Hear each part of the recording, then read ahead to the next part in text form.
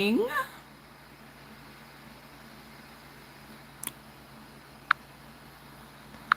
you all doing? Good to see you all. Good to see you all. Right, Boo. Bless up a nice clean self. Good morning. What's going on with you, my love? Morning, guys. Let me just fix this here so nicely. All right, it is Saturday morning. Welcome into the early morning live, my people. Yeah, it's another morning, and we are here as the journey continues with this reading of the Bible. People, I'm glad I took on this task. I'm glad I took on this task because not only am I enjoying the journey, but I am pleased that there are so many others of you who are also enjoying this journey with me. Now, for those of you who are new, those of you who are either just coming, just discovering my channel, be it on the talk or the tube, wherever, before I say thank you for being here, I want to say I hope that by me doing this, reading the Bible out loud, it means something for you. Now, there are others of you who really hurt my nerves because they like to text me. Some of y'all like to text me with what I consider to be absolute nonsense. Somebody texts me and tell me I need to pray before I read the Bible so that I can understand the Bible. So I ask her, do you understand the Bible when you pray, when you read? She said, no, but I ask my pastor for clarification. Okay. Do I need to say anything more, Stacy? No, the Bible is a book just like any other book. Yeah, challenge me on that. The Bible is a book. It's a storybook. It's a book. You read it. Yeah, you read it. I have books all over. I can pick up a book and read. I pick up the Bible and I read the Bible. Okay. If you are reading the Bible and you tell me that you don't understand what you are reading, but you insist that I need to pray before I read it, and you pray before you read it every time, all day long, and you still don't understand what you are reading. But you say I'm not qualified to read the Bible because I don't pray before I read the Bible. I kindly say to you, take not one seat, but 2 seats and more. Not just in any corner, but one corner way over some. Because you need to stop and listen to yourself before you text me some foolishness. You understand? The people who are reading the Bible, who are seeking souls. We're not seeking a soul, We're not seeking a soul. I am not here to convict, convert, or condemn anybody. That is not my purpose in this world at all. Okay? I am simply fulfilling a desire to know what is in this book that has been given to me as my moral guide. No, I don't have a problem with morality. I don't have a problem with being a good person. I don't have a problem with that. And if the Bible has been presented to me as, Sister Winsome, what's up? If the Bible has been presented to me as my guide, then I think it is pertinent for me to know what is in the Bible. All right? Unlike others who are seeking your soul, for whatever reason, they want you to get converted, they want you to come a church, they want to be the one to baptize you, want to say, oh yes, I have won souls for the kingdom, and all of that good stuff. Yeah? They have reasons to twist and turn and distort the presentation of the Bible because they have an objective. I don't. Okay? I'm just reading it just as it is.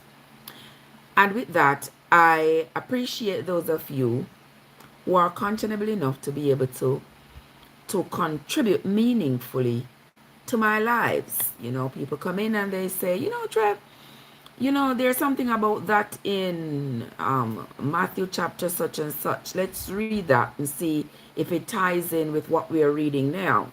And we do that peacefully.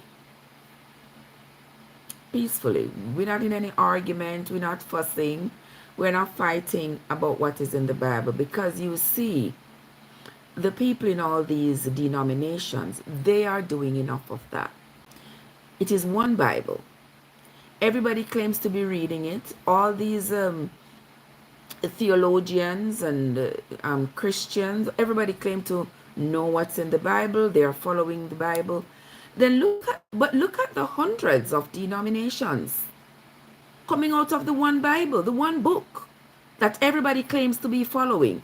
So if all of you all who claim to understand the Bible and want to put forth yourself to ridicule me and claim that I don't understand it and I have what they claim is no authority to read it, I have no authority to read it. If all of you who are reading it and understanding it are also at loggerheads with each other, not knowing what is in it, what can I say?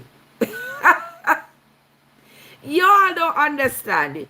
Y'all are fighting with each other. You all are creating new denominations every day because somebody has an ego.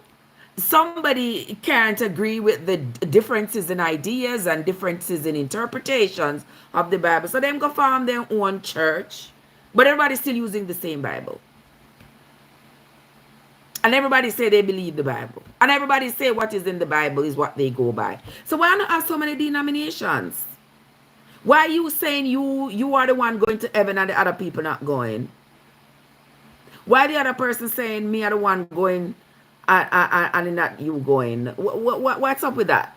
And them have the same Satan. Exactly right, Boot. Them have the same Satan. I don't get it. I don't get it. But it's not for me to understand because I'm not trying to get converted by none of y'all. And y'all come and y'all, the best thing y'all do for me is y'all are quick to condemn me and tell me how I'm blaspheming and all of this. So please save it, people. Don't waste no time. Okay? Don't waste your time trying to convince yourself that I am blaspheming. All me I do I read what's in the Bible. I'm not adding to it. I'm not taking anything from it.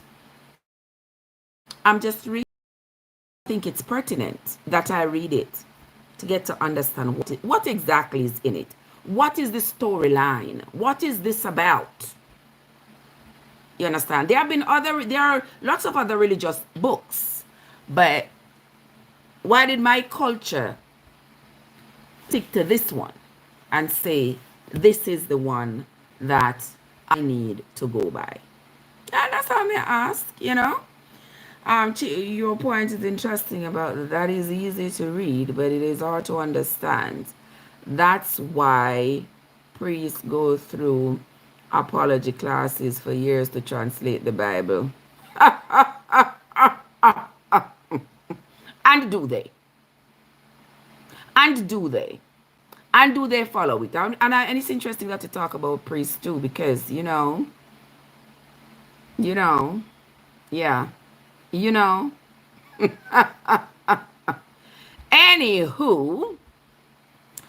anywho, we are going to continue with the reading. We are on to the book of 1 Corinthians. We are on to the book of 1 Corinthians. We are reading this morning from chapters 7 through 9. Yeah. If you have your book Bible or your Google Bible, come along with us, man. Let us read together. Follow along with me as I read. You know, those of you who have been with me since we started from Genesis. Whew, it's been next month gonna be 3 years. You win some. You know, next month gonna be 3 years, right? And had we not taken off sometimes, we would have finished reading it already. But me not in any hurry. Nobody ain't running after me.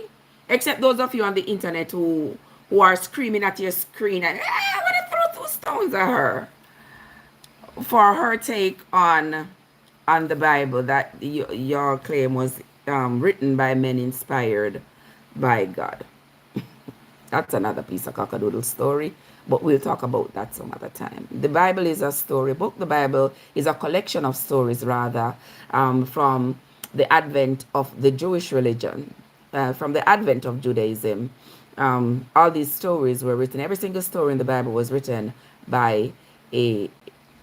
Hey, Willow, what's up?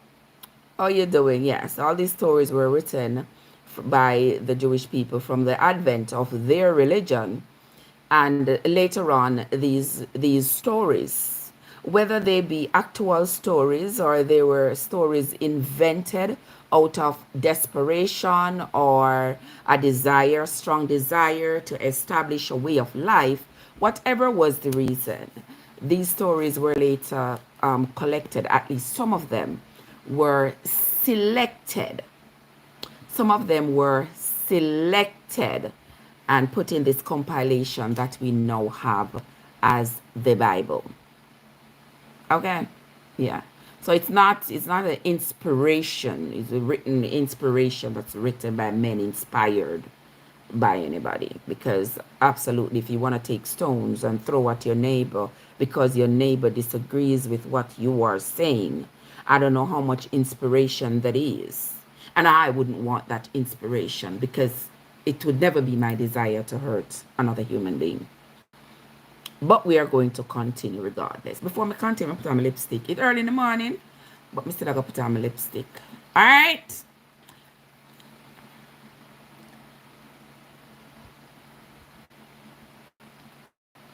And let us read. Miss Priceless, good morning, love. Good morning. How are you doing? My love, good to see you. Welcome, welcome. All right. Put on my lipstick and let us begin. We are on to the book of the 1 Corinthians, chapter 7, 8, and 9 is where we're going to be reading from. Let me turn this ring light here, so let me get a little bit more light right there. If you have a book Bible or Google Bible, whichever one, you can follow along with me as we read.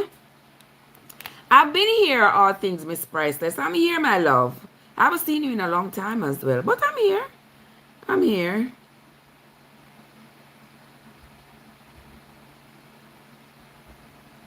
Hold on. I need to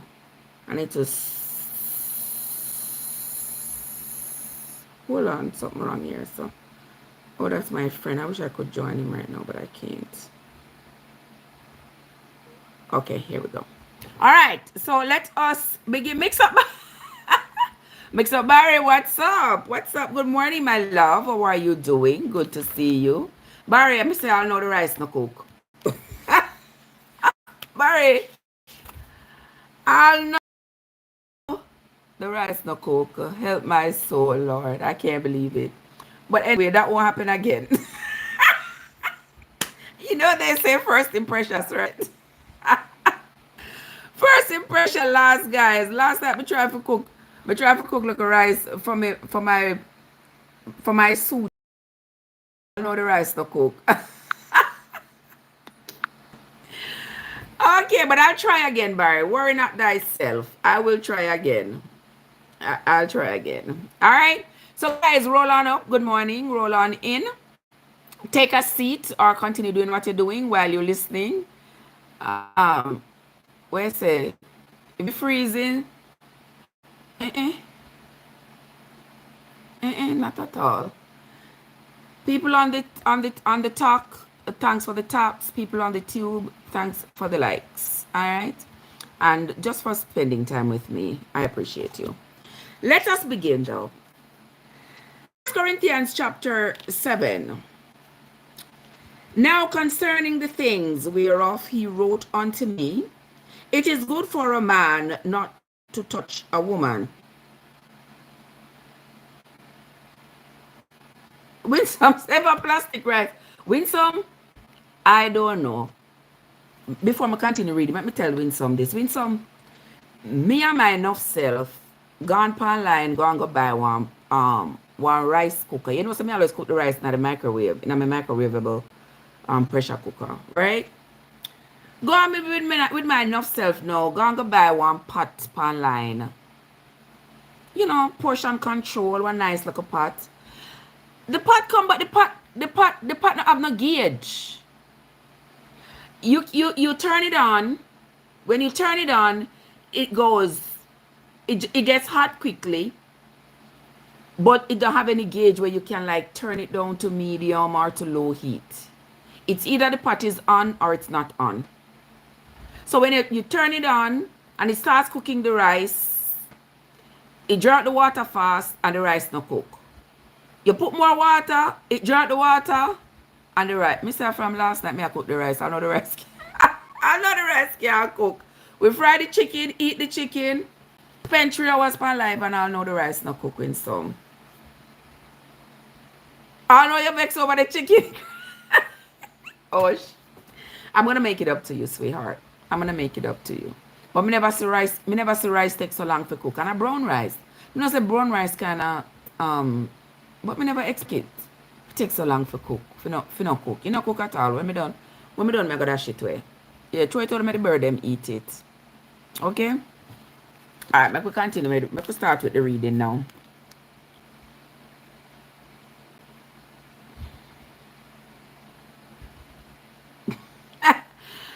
Now concerning the things whereof he wrote unto me, it is good for a man not to touch a woman.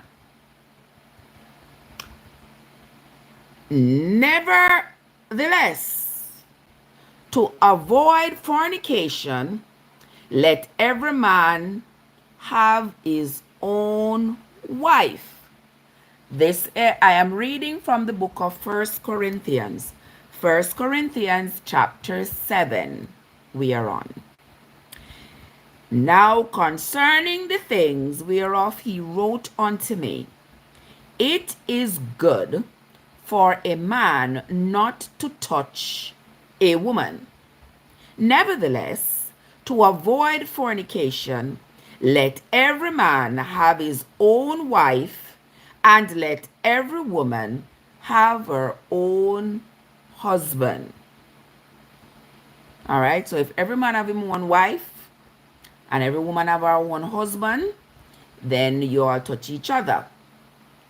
But it is not good for the man to just touch any woman. You can't just touch any woman. Remember, we're talking about fornication, because fornication was one of the highlights where they were talking about what is fornication and how to avoid it and all these things. Okay, we know if you have a fornication is described as you having sexual relations outside of the commitment of marriage. So here the Bible says, if every man have their own wife, and every wife have their own husband, then we don't have to worry about fornication. But my question is, how soon they must have their own wife and their own husband? Because it's pretty early in our lives that nature starts dictating sexual desires to us, you know. So, okay, let us continue. Verse 3 said, let the husband render unto the wife due benevolence, and likewise also the wife unto the husband. So, you know, the two of you can share yourselves with each other, so that, you know, the wife shares herself with her husband, so her husband doesn't have to go out and seek somebody else, and likewise with the wife. The wife hath not power of her own body. Wanna hear that? Wanna hear that? And hear how often I talk about these writings having a social base, because the social structure during that time, from their civilization, the social structure was that the woman does not have authority over herself. Her husband has authority over her. We ain't living like that no more. That is why we rebelled. We ain't living like that no more. Right with some? Yeah. But anywho, chapter 7, 1 Corinthians chapter 7, my love. Let us continue. The wife, this is verse 4 now. The wife hath not power of her own body, but the husband. And likewise also, I want you to listen to this now. And likewise also, the husband hath not power of his own body, but the wife. What more can I say? You know, see? You see what I mean, Rich Pen? Rich Pen, what's up? Yes. So a wife to her husband, a husband to his wife. The wife not have control over her body. Her husband have control over it. And her husband have control over female body. His wife have control over it. Does that make sense to anybody? To those of you out there who want to say man own woman and all them foolish there. When you hear even the Bible not support, you know. The Bible said the wife have control over her husband body and her husband have control over her body. The two shall become one. They're responsible for each other. Yeah? And they must touch and feel up each other. So that so that they don't go astray, right? So they not go commit adultery. And you know, say, nowadays, if a man touch his wife and his wife say, no, he can't touch her, you know, say she can't sue him. She can't sue him, you know, for unwanted touch, you know. And they know that. Yeah. She can't sue him for sexual assault. Yeah. That is why it's when we were reading the other day, it says that if you have problems, you must resolve the issues among like-minded people, among your own tribe, your own group, before you take it to the outside law. Yeah, something like that they would be talking about. If you have any concerns, you and your husband have any disagreements or whatever, and you have to sort it out, it's better for you to sort it out, say in your religious group, in your social group, in your little community, rather than go call the police of the law of the land, because the laws of the land are not usually in alignment with the laws of the religion. But we will continue. For those of you who are just coming, we are on to 1 Corinthians chapter 7. Verse 5 said, defraud ye not one the other, except it be with consent for a time, that ye may give yourselves to fasting and prayer, and come together again, that Satan tempt you not for your incontinency.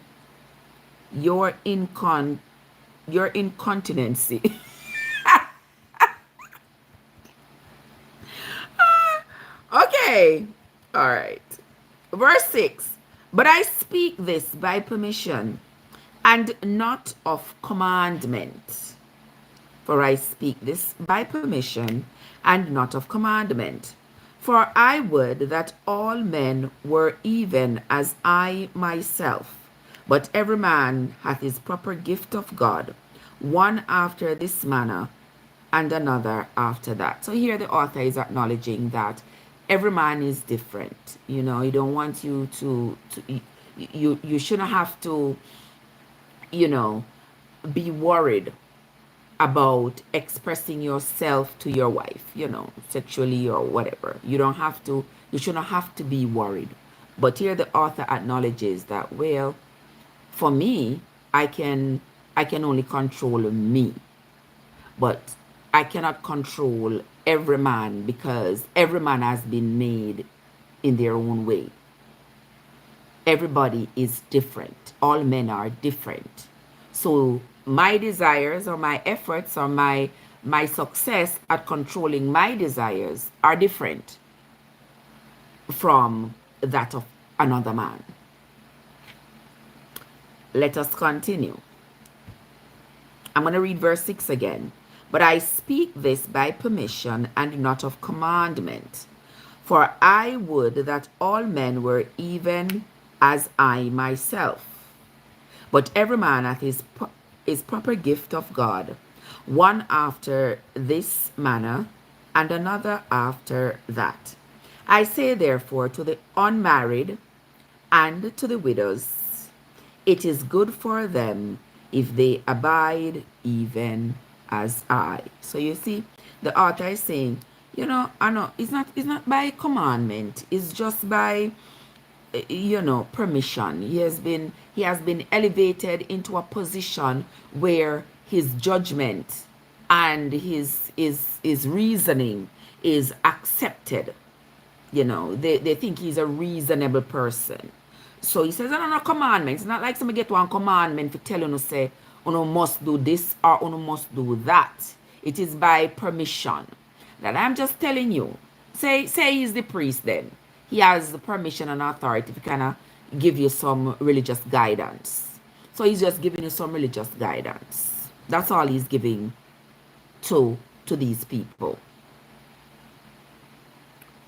I say therefore to the unmarried and the widows, it is good for them if they abide even as I. I mean, do without. Stay without. Yeah. If you're not married, yeah, do without the dukes. You know what I mean? But if they cannot contain, let them marry. So if you cannot control yourself, you see, the author says he's controlling himself. Him not have nobody but him all right. Him not go around and, try to get on everybody's skirt. But he say, I'm not like everybody. I'm not every man. Everybody is created in their own way. So if you find that you can't control yourself, he says, if you find that you cannot control yourself, then get married. For it is better to marry than to burn. And that the Bible did talk about, when it say it's better to marry than to burn, And I don't think this burning means fire. I don't think it means hellfire. Though I haven't read the succeeding verses as yet. But I don't think that's what he means. But we're going to continue reading anyway. And unto the married I command, yet not I, but the Lord. Let not the wife depart from her husband. But if she departs, let her remain unmarried, or be reconciled to her husband, and let not the husband put away his wife. So you see, it says if the wife shall not leave her husband. But if she does leave, she have to remain unmarried, or she have to reconcile and go back to her husband.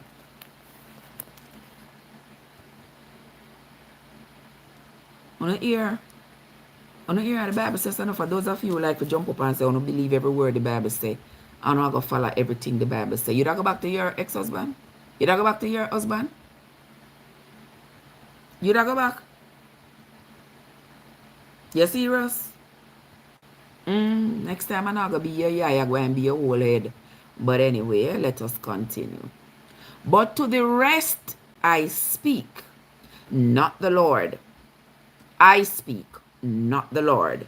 If any brother hath a wife that believes not, and she be pleased to dwell with him, let him not put her away.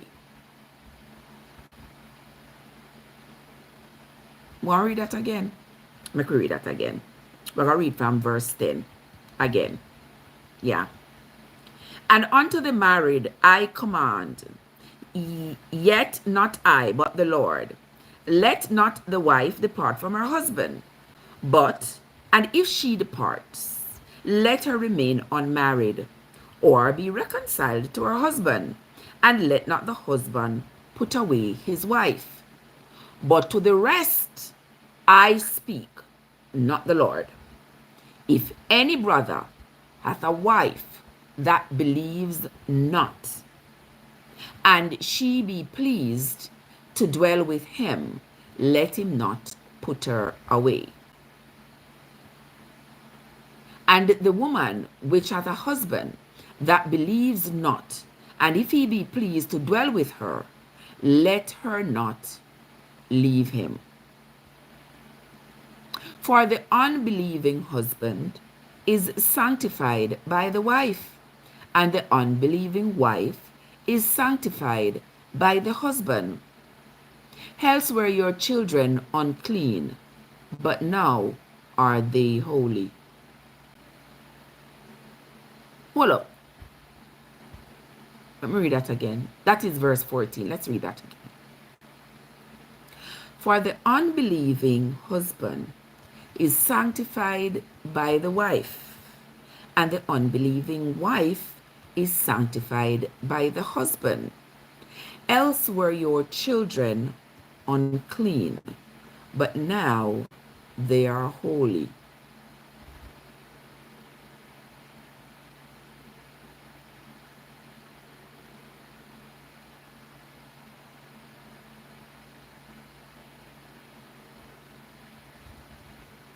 What I just said, so and were your children unclean, but now they are holy.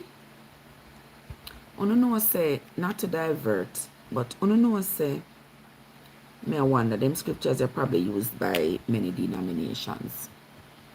You know, say when I was born, my parents were never married. All right? So our denomination, that my four parents on both my parents' side have been committed to all their lives. This denomination, you know how they bless children? You know, you take your child when they're like 6 weeks old or so. You take them to church and pastor bless them and give them to the Lord. My denomination at the time said because my parents were not married, we were considered bastards. And so the church would not bless us because we were cursed or something like that. And so the children my mom had were not blessed by the church to which they were committed. My parents, my grandparents, my great-grandparents, yeah. We were not blessed. We were not welcomed to be blessed by the pastor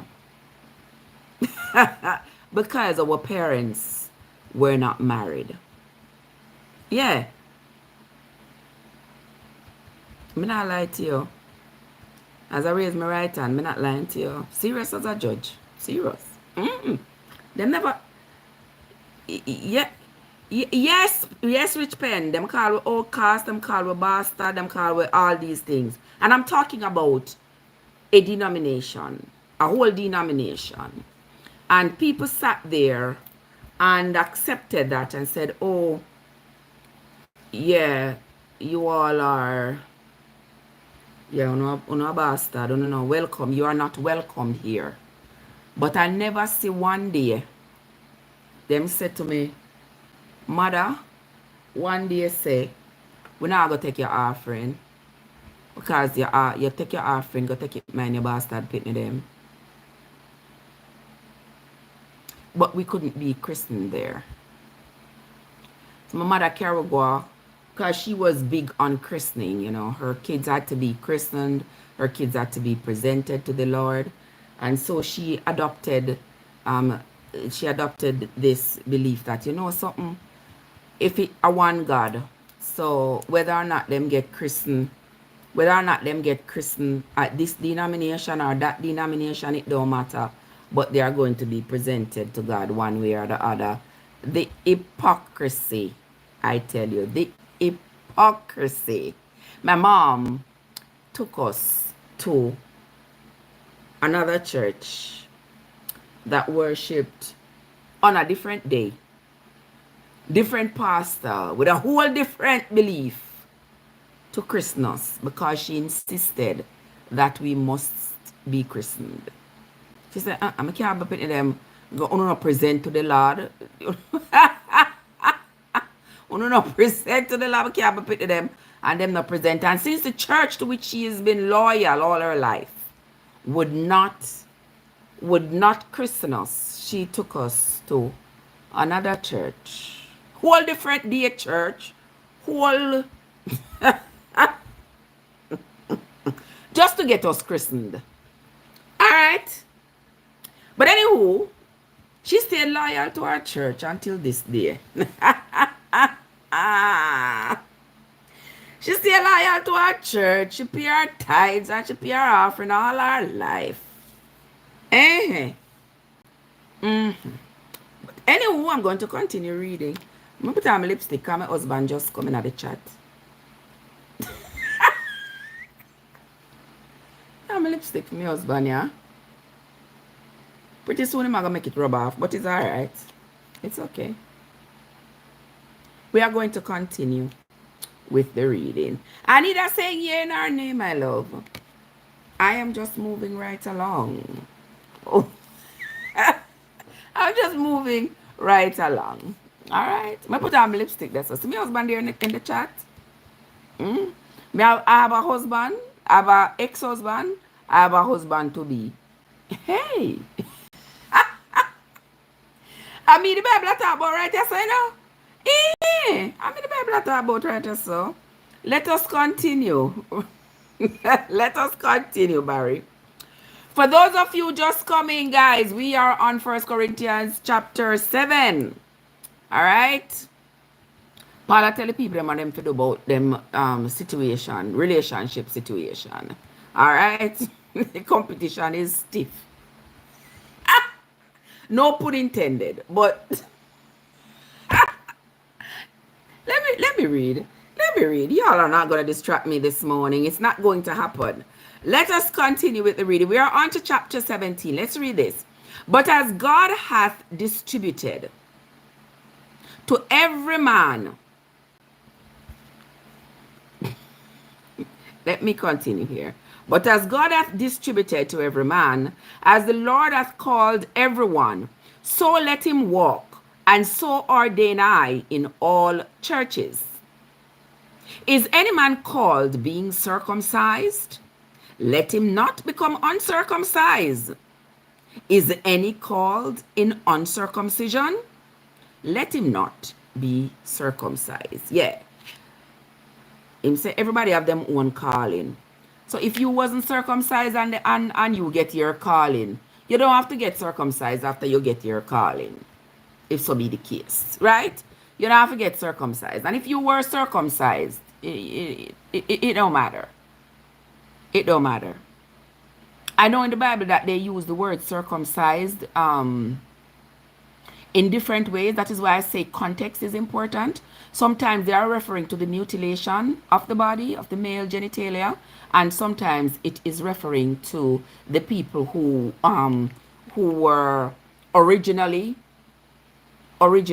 Jews, original acceptors of the gospel, and those who were not. So some of the people who accepted, because there were two different sets of people. There are the people who believed, accepted, and tried to walk in that way, and then there were the others. So the ones who accepted were the circumcised. The ones who did not accept were the uncircumcised. Okay? Let us continue.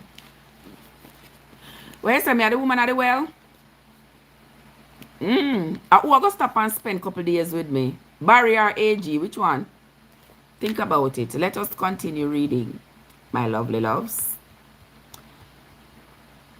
Verse 17 again. But as God hath distributed to every man, as the Lord hath called every one, so let him walk. and so ordain I in all churches. Is any man called being circumcised? Let him not become uncircumcised. Is any called in uncircumcision? Let him not be circumcised. Circumcision is nothing, and uncircumcision is nothing but the keeping of the commandments of God. Huh? Let's focus here. Yes, we're focusing. Let every man abide in the same calling wherein he was called. Art thou called being a servant? Care not for it. But if thou mayest be made free, use it rather. For he that is called in the Lord being a servant is the Lord's free man. Likewise, also he that is called being free is Christ's servant. He are bought with a price. Be not he the servants of men. Brethren, let every man, wherein he is called, therein abide with God. Now concerning virgins. All right, Paul kind of left us hanging a little bit there. I don't know. Yeah, we left kind of hanging there. But we're going to continue. Now concerning virgins. I have no commandment of the Lord. Want to hear this? Now concerning virgins, I have no commandment of the Lord. Yet I give my judgment. You hear?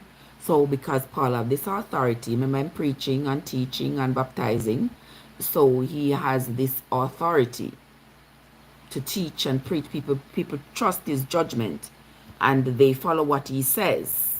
So here in chapter 7 and verse 25, he says, now concerning virgins, I have no commandment of the Lord, yet I give you my judgment on this, as one that have obtained mercy of the Lord to be faithful. I suppose, therefore, that this is good for the present distress. I say that it is good for a man so to be. Art thou bound unto a wife? Seek not to be loosed. Art thou loosed from a wife? Seek not a wife. But, and if thou marry, thou hast not sinned. And if a virgin marry, she hath not sinned. Nevertheless, such shall have trouble in the flesh. But I spare you.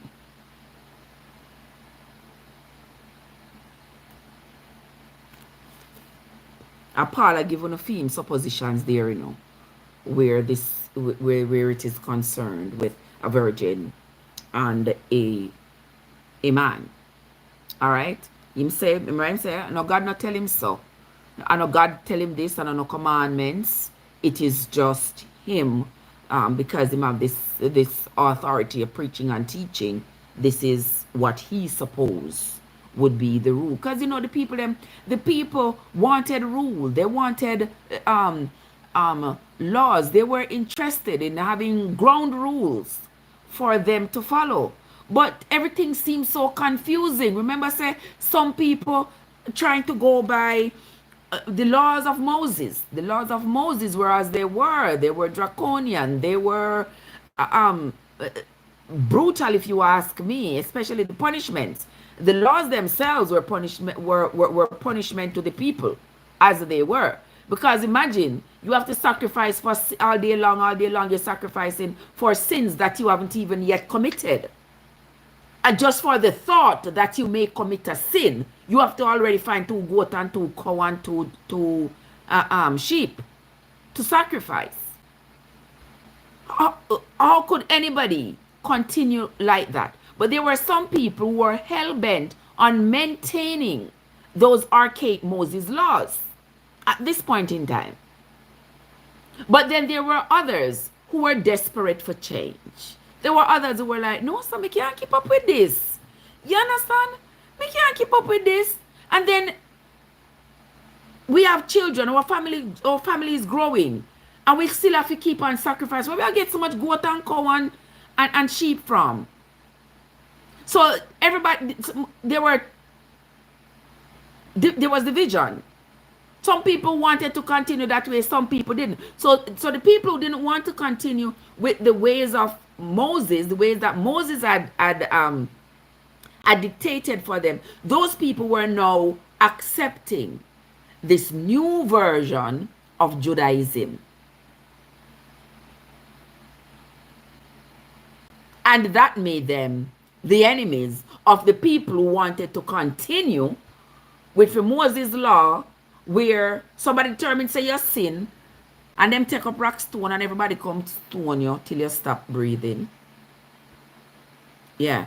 And then the others were on the other side, where they want to say, go thy way and sin no more. So you see, this is what the people were facing. So here, them I look to Paul, you know, Paul, give them something to work with, you know. Give us something reasonable. Give us some reasonable laws to work with. And he must say, you know, some of these things me feel say, our God would have want to say. So based on the authority that is invested in me, I'm going to tell you what I think, my best assessment of the entire situation. Right, Andrea? Bless up yourself, Andrea. Good morning, my love. How are you doing? So let us continue. Let us read this again. For he that is called in the Lord, being a servant, is the Lord's free man. Likewise also he that is called, being free, is Christ's servant. So if you're free and him call you, you're free. And if you're not free and him call you, you're still free. So you are still free. You are Christ's servant, regardless. All right? Let us continue. He are bought with a price. Be not he the servants of men. Brethren, let every man wherein he is called, therein abide with God. Let every man wherein, wherever it is, this man is who is called, let him abide with God. Now concerning virgins, he says, I have no commandment of the Lord concerning virgins. Yet I give my judgment as one that has obtained mercy of the Lord to be faithful. I suppose, therefore, that this is good for the present distress. I say that it is good for a man so to be. Art thou bound unto a wife? Seek not to be loosed. Art thou loosed from a wife? Seek not a wife. But, and if thou marry, thou hast not sinned. And if a virgin marry, she hath not sinned. Nevertheless, such shall have trouble in the flesh, but I spare you. But this I say, brethren, the time is short.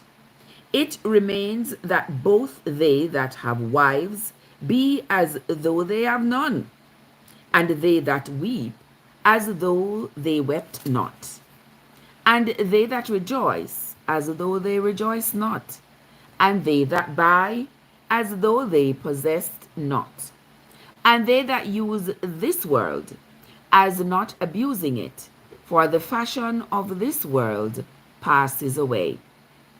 But I would have you without carefulness. He that is unmarried careth for the things that belong to the Lord, how he may please the Lord. But he that is married care for the things that are of the world, how he may please his wife.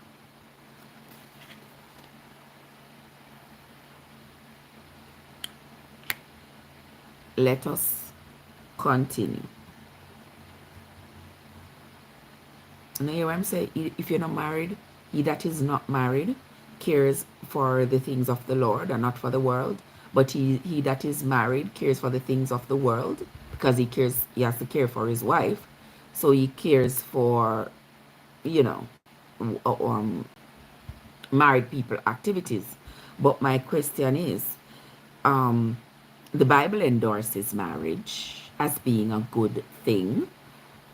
So, well, this is Paul talking. So this is just the argument of one man. So, so Barry is saying, so you know, if you give bun. Well, according to the Bible, no. According to the Bible, no, you shouldn't. You know, you must stick to your wife. If you're not choose to marry, that is up to you. But that doesn't mean that you must be going around and having women after women after women. You have to make up your mind. If you are not going to be married and enjoy the benefits of marriage that are considered to be worldly, then you are going to submit yourself to the Lord. But me don't know how you're going to battle nature in that event. How are you going to battle nature? Because nature dictates that we have sexual desires. We are sexual beings, you know. So you ain't gotta figure work that out. But let us continue. Verse 34 says, there is difference also between a wife and a virgin. You know what? Let me sit down here and say you're good. And the wife should stick to her husband. Yes, Rich Pen. I mean, yes. It does say so. The wife must stick to her husband and the husband must stick to his wife. But what I have to sit up straight for this one, Andrea. There is a difference between a wife and a virgin. The unmarried woman cares for the things of the Lord, that she may be holy both in body and in spirit. But she that is married cares for the things of the world, how she may please her husband. I don't mean say this in the Bible. All right. So you see, the Bible is I'm not sure something like how the Bible has say a married woman cares for the world and how to please her husband, as though you cannot be married and be also loyal to the Lord. Anybody else get that feeling there? That's the feeling I'm getting. Like if you are married, you have to care for your husband. Paul is saying you have to care for your husband and the worldly things that are expected in a marriage. But if you are not married, you have to care for, you know, your soul with the Lord. It's our husband is first. Well, I guess, of course, yes. And his wife is first. Yes, the husband is first, the wife is first. The two of them need to be committed to each other. But that don't mean so they can't be committed to the Lord as well, if they so desire. What you say? What say ye? Let us continue reading, guys. For those of you who are just coming, we are on to the 1 Corinthians chapter 7. Verse 35, and this I speak for your own profit, not that I may cast a snare upon you, but for that which is comely, and that he may attend upon the Lord without destruction. Rich Pen says, so if God come in second. Well, I guess according to the Bible, because it says the woman that is married must care first for her husband and the worldly desires of her husband. I know me say so. The Bible says so. All right, let me see what Barry has say so. Good morning, Barry. see, that's why we have so much different. Good morning, everybody. Morning, my We have so love. much denomination. Morning. Is that you can interpret things any way you want. Interpret it I to your agree. agenda. I Because agree. that do like how you put it now. That do make like when I say an unmarried man is concerned about the Lord's affairs, right? And I should be. That's what he should be concerned about. I'm not supposed to think about no zoom or nothing. All right. I mean, Mm-hmm. let me just keep it in. I have some class, Barry. An unmarried man is. I read it. I read it. Mm-hmm. I read it from the New from the modern version. Mm-hmm. Those some of the terminology, which this is freedom of interpretation that one person has removed. I would like you. We did start read from a while ago. All right. In your book there that has a different wording. Read verse 33 to 34. Let me hear what it say. I will start from 32. I would 32. like you to be free from a concern. An unmarried man is concerned about the Lord's affairs. Basically, what I surmise from that is that you're not supposed to have your mind on nothing else but the Lord, go and worship the Lord and everything. Mm-hmm. How he can please the Lord, right? Mm-hmm. Church, you know. But a married man is concerned about the affairs of this world, how he can please his wife. All So right. it's not saying that you know to worship the Lord, but you know that you're married, you have to take care of your business. You know, Mm-hmm. no.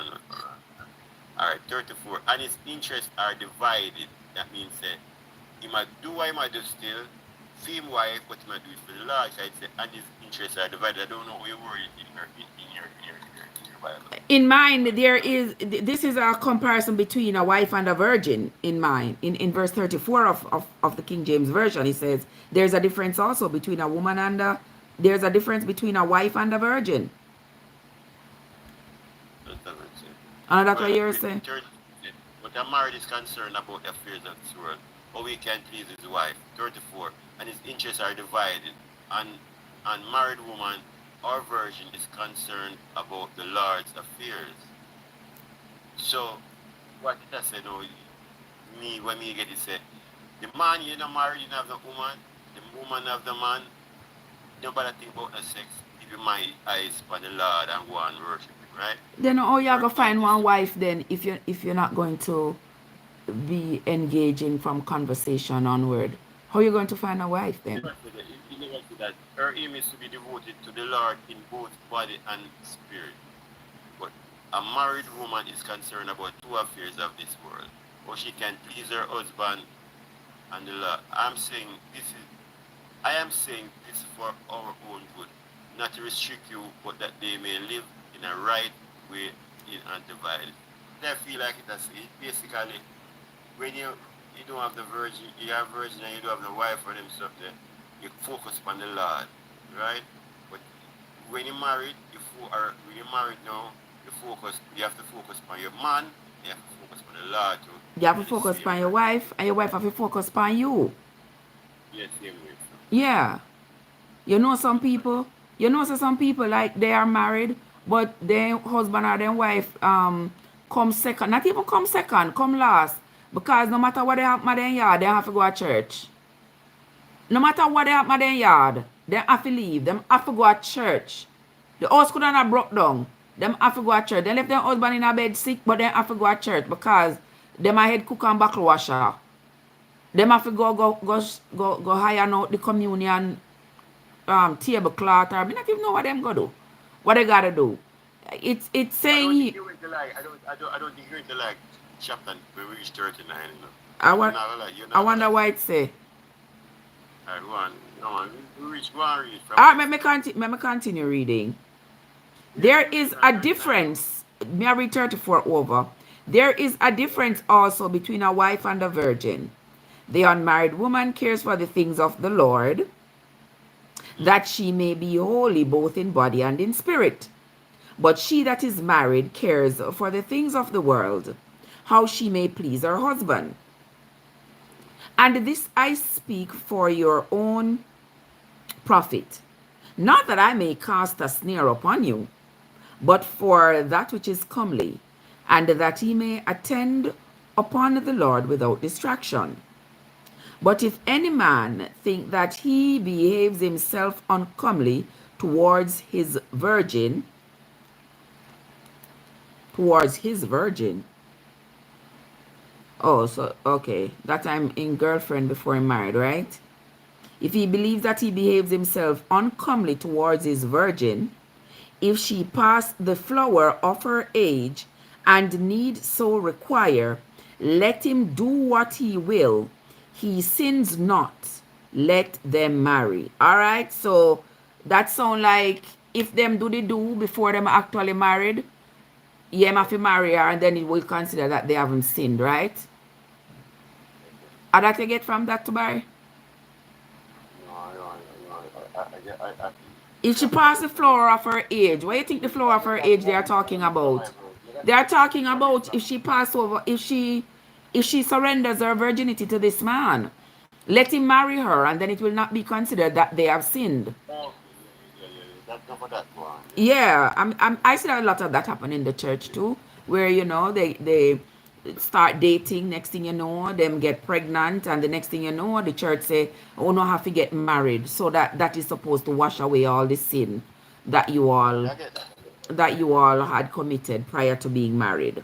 Let us continue. Nevertheless, this is verse 37 says, nevertheless, he that stands steadfast in his heart, having no necessity, but hath power over his own will, and hath so decreed in his heart that he will keep his virgin, does well. So, all right, he said, him not judge nobody, him not really judge nobody, him not here to heap no coal of fire upon your head, because him know that every man is created differently. If you can't hold yourself and you're dating your virgin, and your virgin surrenders herself to you, and the two want to do the do, and she's no longer a virgin, all you have to do now is get married. But he's praising the man who is able to hold himself together as to not to deflower his bride before the wedding. All right? Yeah, Paula praise you. The two of you. But Paula praise the two of you. The rest of you, he say you just marry the woman. But we know so that not happen. When they go about on a business, same way, like when they ain't do nothing wrong. Your verse, Ah? your verse of hope, Watch yourself. Let us continue. Verse 38 says, so then, he that gives her in marriage does well, but he that gives her not in marriage does better. I don't understand that. So the Hold person on, who let me was read it fiancé, again. If I should understand, wait, go on talk. because of my word, so the person who marries his fiancé does well, and the person who doesn't marry does even better. What do you mean by that? My interpretation of this, based on the context, is that the man who is able to not deflower her before he marries her does better than the man who deflowered her but married her anyway. Yeah, all right, I understand.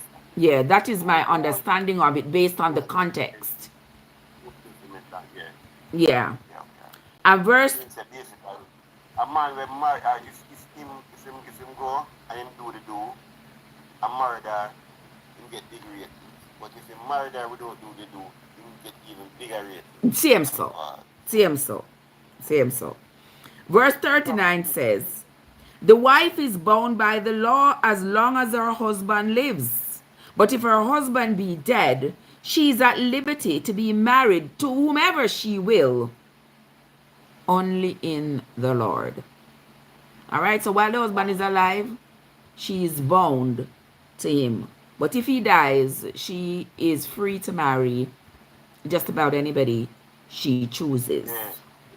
As long as him stay within the Lord. Yes, only in the Lord. So she must marry somebody who also believes in the Lord. Me don't know. Me must just read it now. Me not. Say that again, Barry. Then you get on it, say, I don't she married again, she not for the smart anymore. She find a man with love our God, where we all go Well, to church. I guess.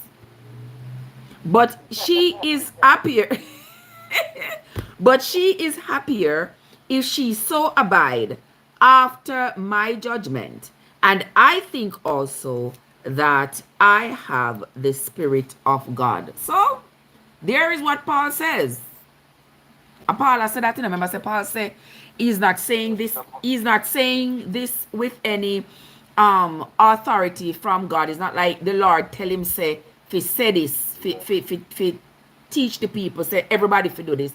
But he's just giving his best understanding of of a situation like this where a man and his virgin, how they should operate. So we must know last part, you must say, from 40, you must say, boy. But in a female opinion, In a female opinion, yes, because he says, I suppose. He says, this is yeah, not from the Lord, this is me. I suppose. I really agree 40 when I say, but in my opinion, like I must say, um, I would have prefer you stay single, better people stay single and go married back again. That's much better. But that part says it will be a personal choice. Yeah, that is. Yeah, that But is let a me say, person. I so in a free, in a God never tell him that he will Right. say, all right. And he clearly said He it. said, Say, I know God tell me this. Me just tell you no. Yes, because but you he know, I him say, him feel like say, whatever he might tell you, say, him feel like say it a come from straight of God to him, him. him said this is his best judgment of the whole situation, but him not saying God tell him to tell anybody stuff. He say, right, all right, this is gonna be your gospel, this is what it is going to be. He's just saying, I suppose that this would be the best way to approach circumstances like this. I think we went through this good because I think there's a few spots I got confused. I never know The that. whole Bible I want confusing. I never want to stop you through, but I should have made a note of the lines, Yeah, I make we go back go talk about it. Somebody says, Trev, do you believe in arranged marriage? You know, say arranged marriage is a cultural thing, and it is not for me to believe or not to believe. It is the culture of some people, and I can't judge somebody's culture as to whether or not it is right or wrong. How dare me? I want I you know, I can't do that.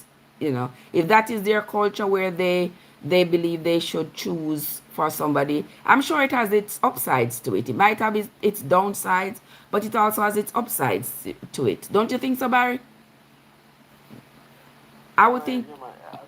see, I always say the problem with me and religion and life, even on a religious or personal level, we don't have enough tolerance to other people's torturing and how they want to live them life. We always seem to take it up on ourselves Self to and tell whether other we fit tell them whether them right or them wrong. Exactly. Me no subscribe to that. I'm not here to tell anybody what you're doing is right, what you're doing is wrong. As long as you are not hurting anybody physically, I mean everybody especially is me, free. especially me, especially me. If you do what you do, but and I don't agree with it, don't hurt nobody as you said, darling, but Yeah. don't hurt me. It will be a problem to me. It's what you doing, What and you affects me. doing? So, It's not a problem to me. You do what you do. Somebody says it's wrong. Somebody says arranged marriages is wrong.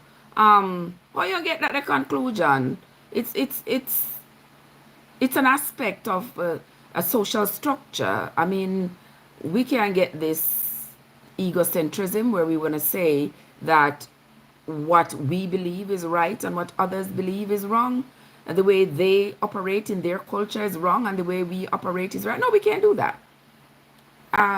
No, that kind of egocentrism is we don't work like that. It's driven by wealth. It could be driven by wealth too, and that's the key from it. I mean, me telling you, say, a lot of people, if they had been given into an arranged marriage, they would have a good marriage today. Yeah, because sometimes the elders can see better than the young people. And your elder can say, you know something? Miss Mary over there, so I have one son, Miss Mary and Master John, they have a good work ethics, they are good, decent people, they raise their son well. That is the kind of person I would like for you to marry. And if they can come to an agreement with Miss Miriam as John and you go marry that person, you'll be surprised. You might have a good marriage. Rather than you go down the road, go pick up the worst scallywag you can find and bring that individual into your household to come present to your parents. Yeah, there is an upside, there is a downside. But me that go with the upside rather than the downside. Eh? When I have some adjectives to describe man, it's Jesus. Woman have some adjectives in the rich. Jesus, scalawag.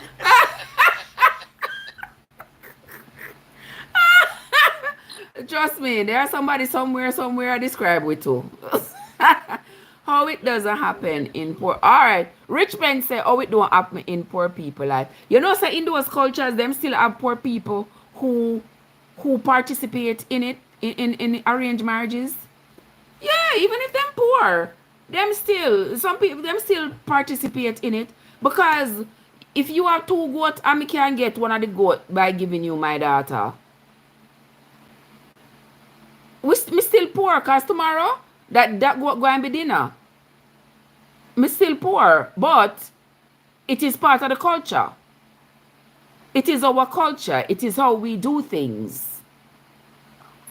So what am I to say? We can't stay all the way over here and say, oh, it's wrong for you to find a husband for your daughter. It is wrong. When you say I sell them daughter. In their culture, it doesn't look like selling. To us, we are going to look at it and say, oh, you must sell because they got to pay this dowry and all of this, so it's selling. No, it is their culture.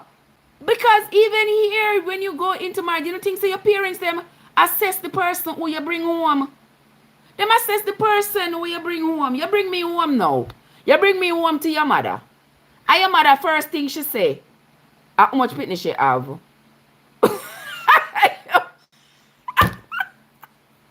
You understand? No matter what you do, no matter what, you are going to. Yes, what I mean, Nip? Yeah. And the first question she gonna ask, you open up your mouth now. I tell your mother say, oh, she got 5 kids. Your mother say, I don't know where you go with she.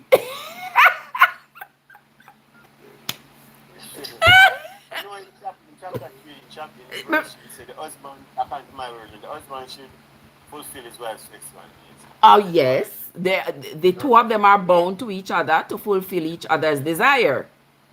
Yeah, and the wife gives authority over one. But this part will interest me. Do not deprive each other of the do. You understand? Unless both of you agree to refrain from sexual intimacy for a limited time, so you can give yourselves more completely to prayer. So what Paul is saying, I don't know why Paul is saying, so sometimes, like he must say, Paul has said to him, say, I feel by it. Paul has said, sometimes you mustn't do the do and go pray. No, the thing, I think he's saying that if one person don't feel like it, you just not feel like it. You have to just accept that your partner does not feel like engaging at this time. But you cannot be together and your partner consistently does not feel like fulfilling your desires in that department. Yeah, I'm saying the Bible is so. Yeah, there is going to be conflict. There's going to be problems. You have one interpretation, I have another. So you go over this and you pitch 2 10 and you form a church and you go pitch my 10 to where it's exactly. I mean, I preach my way and you preach your way. And then we end up with all kinds of different denominations. But we use the same book. Trevessence, Apostolic Church of the Living Divine Creator of Nazarene for African Methodist, something like that. Oh, holy pan. Yeah, and then you go give your church one different name with one whole heap of name. And then guess what? We can't tell Trev that not right, you know. Yeah? And then look now you farmer you come on TV, you know, and farmer ministry, you know. Alright. The Lord's work. You understand? Look at this. Penn says, Rich Penn say money is the mission. You see what I mean? Yes. Money is the mission. A lot of people don't Christians don't agree with me. As I said, my problem with a lot of these religions and everything, is that there's no tolerance. They not have tolerance for the differences amongst them. They not have tolerance. No, they don't. They believe, everybody believe that they are right. And anybody who not believe what them believe, they see you as the enemy. Them angry. It's just confusion all over the place. Me not joining with them and then confusion. You believe what you believe, me believe what me believe. You mind your business, me mind mine. I don't have to hate you. You feel like you have to hate me, you go ahead. But I don't feel like I have to hate you because we have a difference in belief. As much as we read the Bible, my through all this confusion, all these things, I try to have. My thing is, I tell people that we all worship in the same creator, that spirit of that creator. But we probably all do it in different ways because of our culture and our interpretation. But I believe that my God is a smart God, intelligent God, and He understands that. And He will take the praise through whatever culture you have. People don't really want to believe that. I don't believe, but I reach out to this creator, this divine person. I don't know what I must call him. And I don't call him Jesus, I don't call him Jehovah, I don't call but ask him to show me the way. I might end up as a Jehovah Witness, yes? Or I might end up as a Hindu or whatever. But I have enough faith that this power will one day tell me, say, Barry, say, so and so.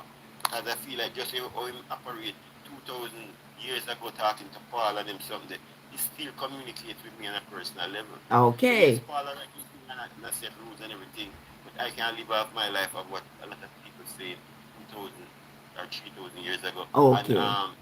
And people like Shakespeare was part of the interpretation from that language to this language and all these things. I'm not confident. I'm not going to leave my life, my chance to anybody else but me and my beliefs and what I feel is right. I agree. I agree with you wholeheartedly. That's the way I think too. And I don't think that I should lock my life in a box just based on somebody's interpretation of some ancient writings that where somebody was depicting their culture or their beliefs or the advent of their religion. Oh no, I don't think so. Michibu, thank you for the heart me and the puff hearts. Appreciate it, darling. I appreciate. Happy Saturday to you, my love. How you doing? How you doing? Good to see you. Nip, bless up yourself. Welcome. See, Kadir, come about time. Somebody says arranged marriage is of Isaac and Rebecca in the Bible. Good morning, Kadir. Isaac and Rebecca. How that did go again? Isaac and Rebecca. No Jacob parents. No Jacob parents them there. Jacob and Esau parents in name Isaac and Rebecca, right? I think so. Alright, me read the Bible. Me can't remember everything. I only one brain me have. The Bible reading is over. I'm going to step back because I really love coming up here and I appreciate you wholeheartedly, my love. Hey, Card, you just a come, man. You take long for come, man. How are they going?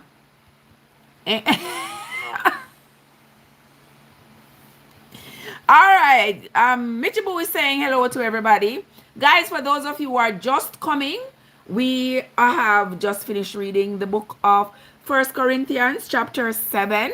We are going to move right on into we're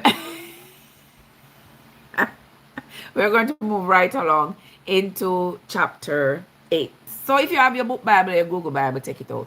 Now, for those of you who are just coming, just discovering the channel, remember when you come here, when you see me reading the Bible, I do not endorse any particular religion or denomination. This is not your usual Bible class where you come and the host is trying to convert you or trying to condemn you, or no, you are not at that place. Here, all I am doing is reading the Bible for myself, so that I can be aware of its contents. And I have chosen to do so out loud, so that those of you who either can't read or don't like reading, whatever the case may be, you can listen. If you so choose, you can listen and read along with me and be confused with me, and you can you can experience my vulnerability as I sit here in front of you and read and be as confused as can be just like the rest of y'all, right? You all do yours in private. I do mine in public, right? Because I'm not afraid to be confused. And maybe from my confusion, you might learn something. But let us continue, gentle people. We are on to 1 Corinthians chapter 8 and chapter 8 we're going to begin. Now, as touching things offered unto now Paul is talking about idols, idolatry. There is adultery and there is idolatry. Two different things. All right? Adultery, where you go cheat by your husband. Idolatry, where you cheat upon God. Upon the God that they say is in heaven. You cheat on him by worshipping a God that is made out of an image. Out of a stone, gold, an image. Alright? That come there, I want get down with the crochet thread there. Yeah. Let us, I could call it something that I worship. But let us continue. God, I see you. Now, as touching things offered unto idols, we know that we all have knowledge. Knowledge puffs up, but charity edifies. And if any man think that he knows anything, he knows nothing yet, as he ought to know. But if any man loves God, the same is known of him. As concerning, therefore, the eating of those things that are offered in sacrifice unto idols. All right. We know that an idol is nothing in the world, and that there is none other God but one. For though there be that are called gods, whether in heaven or in earth, as there be gods many and lords many, but to us there is but one God, the Father, of whom are all things, and we in him, and one Lord Jesus Christ, by whom are all things, and we by him. All right, so want to hear that? Want to hear that? All right, so Paul says in talking about idols, he said, everybody, I don't have knowledge. I don't have to tell you this. Whether you have one idol where you worship in on earth, something where you bow down and pray to, it means nothing. Because there is just one God. There is just one God who he says, who is it? The Father, who is the one, the Lord Jesus Christ, by whom all things, and we are all by him. So one bossy. One bossy. You understand? So Paul is not Paul is almost like dismissing them with that foolishness. Like, I don't care about you and that idol. That idol has absolutely no meaning. So if you worship this idol, you sacrifice to this idol, and then you turn around and eat the meat that was sacrificed to the animal, just eat it. It have no meaning. Let us continue. Barry, what you say? I want to come in when it's necessary. Me love when you're enough. Me love that you're enough. So be enough. You are permitted to be enough in my space. Yeah, all right. Suppose we are going to the supermarket, right? Now you go on your GPS. Make sure I keep it real as possible. You look on your GPS. It gives you one route, give you the route, but it gives you alternate routes to see it. So depends on you. I am saying that. Suppose you have a culture, right?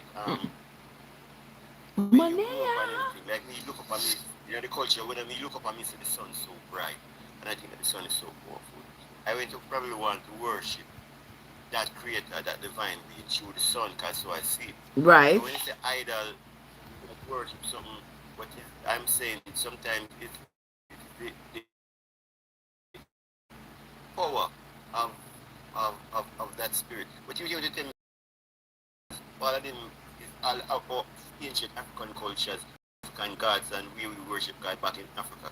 All of these, the whole of Africa, all of these African cultures and them some they went to go down in hell and sin. I don't know, I can't accept that. So sometimes, all the Bible put and say idol, but it's just that people worship them God, how them feel like working.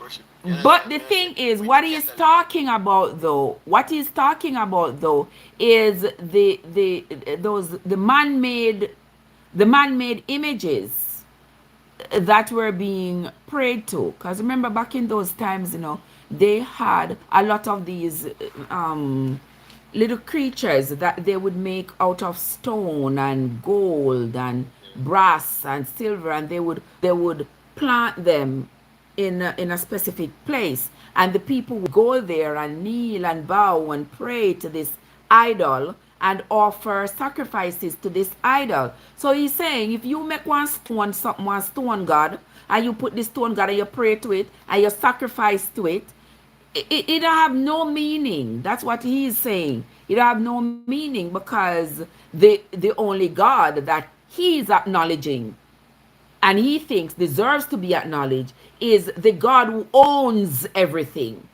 This little idol not own nothing. This little idol they just use to and create this little idol. But he says the God, whoever you see that God to be, the God who creates the earth, the sun, the moon, the stars, things that no human being can create or can manipulate.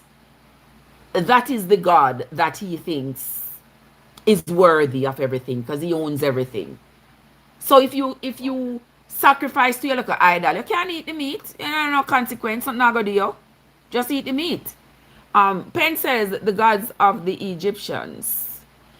Um, Somebody say Romans had God too. Everybody had God. You have to understand, the desire to give praise to a being that's responsible for the world being has always existed. People has always had that desire to understand where they came from, who is in control, how comes the sun come up in the day and make the day bright, how comes the sun go away and make the night dark. People have always been concerned, and people come up with their own ideology. Some people worship the sun, some people worship the moon, some people worship just the earth itself, because they say, without the earth we'd all be dead. The earth provides all the food we need, because if it's for the animals, the earth is going to provide the grass for the animals to eat, so that we can eat the animals and stay alive and stay healthy. The earth is where we can plant our seeds and grow our fruits and vegetables and whatever. So some people, they worship the earth. There are some cultures that they don't worship any individual. Their ideas of God includes all the things that a human being cannot manipulate, that a human being does not understand the existence of. Because no human no make it. Them cannot explain it. Those are the things they worship. That's what they consider to be God. Because they know, say, if humans could manipulate anything, they would manipulate everything, mash up and broke up everything, change everything. See, now they're starting to manipulate the clouds. You see that? Where they're starting to make that kind of rain, where they can cause the clouds to condense and for rain to fall. And sometimes the rain start falling, it can't stop. You see, that's what happened over there in Dubai. That's why they had that epic flood the other day. Yeah. God said it's only one God of creation, but you can worship the creation and not the creator. Exactly. You can choose what to worship. They have hands. I will eat, man. Will eat. Why you think so she am my right hand? They have hands, but they can't move. Okay. Somebody says like Hindu worship the sun or Buddhism. Yes, people have. Good morning, lovely. How are you doing, darling? Yeah, people are. Lovely says spirituality is everything. Exactly. Spirituality is everything. Yeah, that's right. I like that word. Yes, yes. I love that. The living God is our God. All the other gods are fake. Well, that's essentially what Paul is saying. Paul is saying the God that he acknowledges is the God who is responsible for human beings, the earth, the stars, the sun. Yeah, not one little something where you just go make out of some dirt. You go mold some dirt together and create something. Yeah, that is not the God that he is acknowledging, because in nothing say if you mold up something out of dirt, that thing has any authority over anything or anyone. The unseen God is the one that Paul talks about being the God of gods. And you know, him right. I agree with him in that regard. You know, that would be the God. Whatever that God looks like for you is up to you. Yeah, however that God is, but the God who the God the energy, the entity that is responsible for the creation of the earth, for the creation of us humans, for the creation of the sun and the stars and whatever that entity is, that is the God that Paul says deserves acknowledgement. And I agree with that. Suppose I go on my knees and decide, to worship you. That would be all right. I worship me. But the thing is, that would be fine with me. I know it will be fine. And I'm thinking about that. And I'm thinking about that, Trev. You remember saying you have Bible reading. Okay. All right. Let's read. Let's read. Focus. Focus. Focus. Let me. I will mute my mic. All right. Let me focus, guys. Let me focus. Let us continue. Let us continue with the reading. Let us continue with the reading. For those of you who are just coming, we are on to the book of First Corinthians chapter 8. All right. Let us read verse 6 again. But to us there is but one God, the Father, of whom are all things, and we in him, and one Lord Jesus Christ, by whom are all things, and we by him. Howbeit, there is not in every man that knowledge. For some with conscience of the idol unto this hour eat it as a thing offered unto an idol, and their conscience being weak is defiled. But meat commandeth us not to God. For neither if we eat are we the better, neither if we eat not are we the better. All right, want to hear that? Want to hear that? Yeah. Paul said we don't care about eating the meat, because remember say now, Jesus did already tell them, say, go away with your sacrifices. Me not into uno sacrifices, you know. Uno come in with all these animals, slaying all these animals and then cooking the meat. And yeah, remember, Jesus had said, we're not into that. Keep your sacrifices. So that is the same doctrine that Paul is upholding. Like, whether you eat the animal or you don't eat the animal, after you claim that you have sacrifices, 6 is one and half a dozen is the other. It don't make a difference. But he says, but take heed, lest by any means this liberty of yours become a stumbling block to them that are weak. For if any man see thee, which has knowledge, sit at meat in the idol's temple, shall not the conscience of him which is weak be emboldened to eat those things which are offered to idols? And through any knowledge shall the weak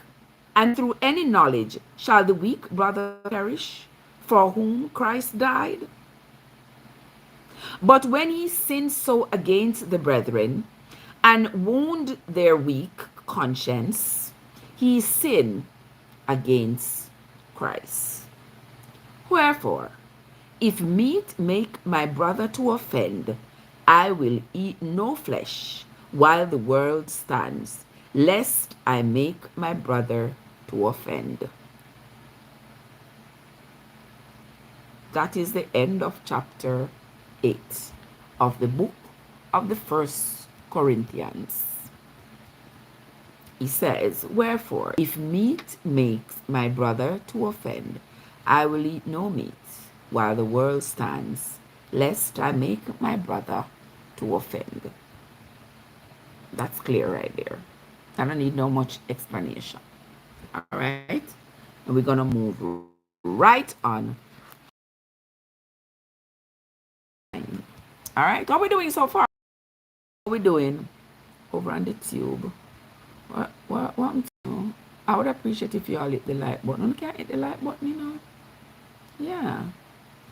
It would be nice if you all hit the like button. Thank you for the taps over there. Thank you for the gifts over here. I appreciate y'all. All right, let us continue. 1 Corinthians chapter 9. Don't go too fast into 9. All right. Let's pause a minute. What else you want me to say about 8? Because I think it's all explained right there. Awe Kade, come tell me what you got to say about 8. Tell me what you got to say. Kazan, good morning. How are you, my love? Good to see you again. Oh, it has important things in 9. Okay. All right. So you want me to move right along? Or you had something else to say about 8? No? Okay. Well, let's move right along into chapter 9, lovely people. Let's move right along. Chapter 9 says, am I not an apostle? Am I not free? Have I not seen Jesus Christ our Lord? Are not he my work in the Lord? If I be not an apostle unto others, yet doubtless I am to you.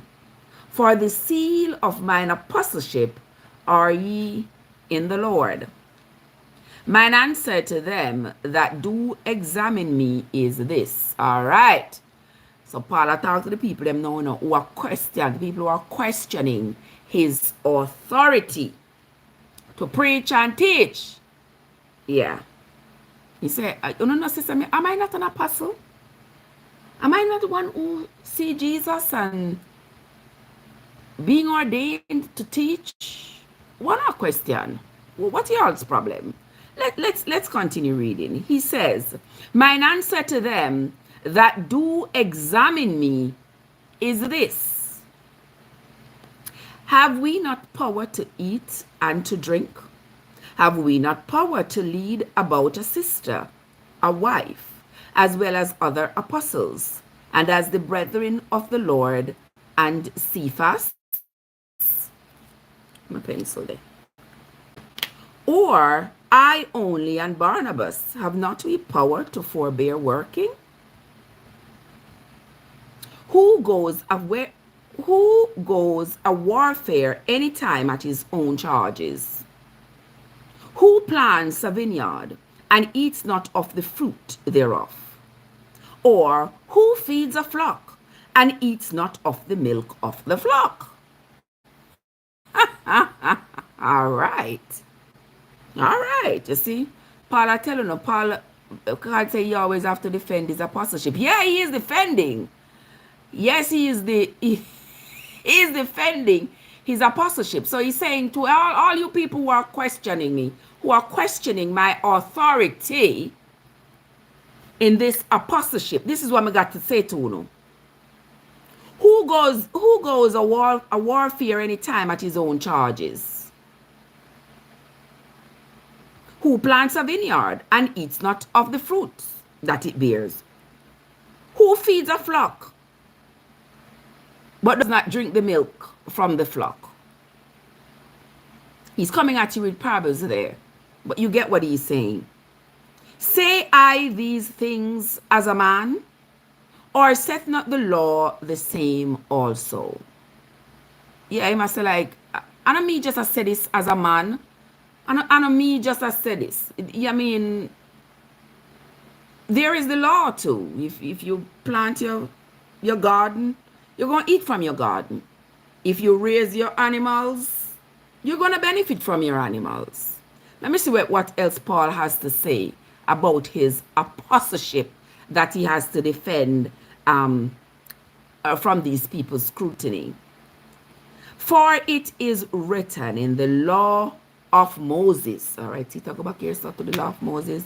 For it is written in the law of Moses, thou shalt not muzzle the mouth of the ox. Hold on, let me read that again. For it is written in the law of Moses, thou shalt not muzzle the mouth of the ox that treads out the corn. Doth God take care of oxen? Or saith he it altogether for our sakes? For our sakes, no doubt, this is written, that he that ploughs should plough in hope, and that he that threshes in hope shall be partaker of his hope. You can't have the cow at work and you have muzzle over the cow's mouth so the cow can't munch on some of the grass, some of the corn, while he mulches the corn for you. Whatever he do, he presses the corn for you, gathers up the corn. Whatever you're using the cow to do. You can't tie up his mouth and say, okay, because you are working, he has this work to do for you. He cannot eat any of this corn. The cow have to eat too, because the cow is providing for you, and you're supposed to provide for the cow. So here he's saying, just as your faith, it he or saith he, it altogether for our sakes, no doubt.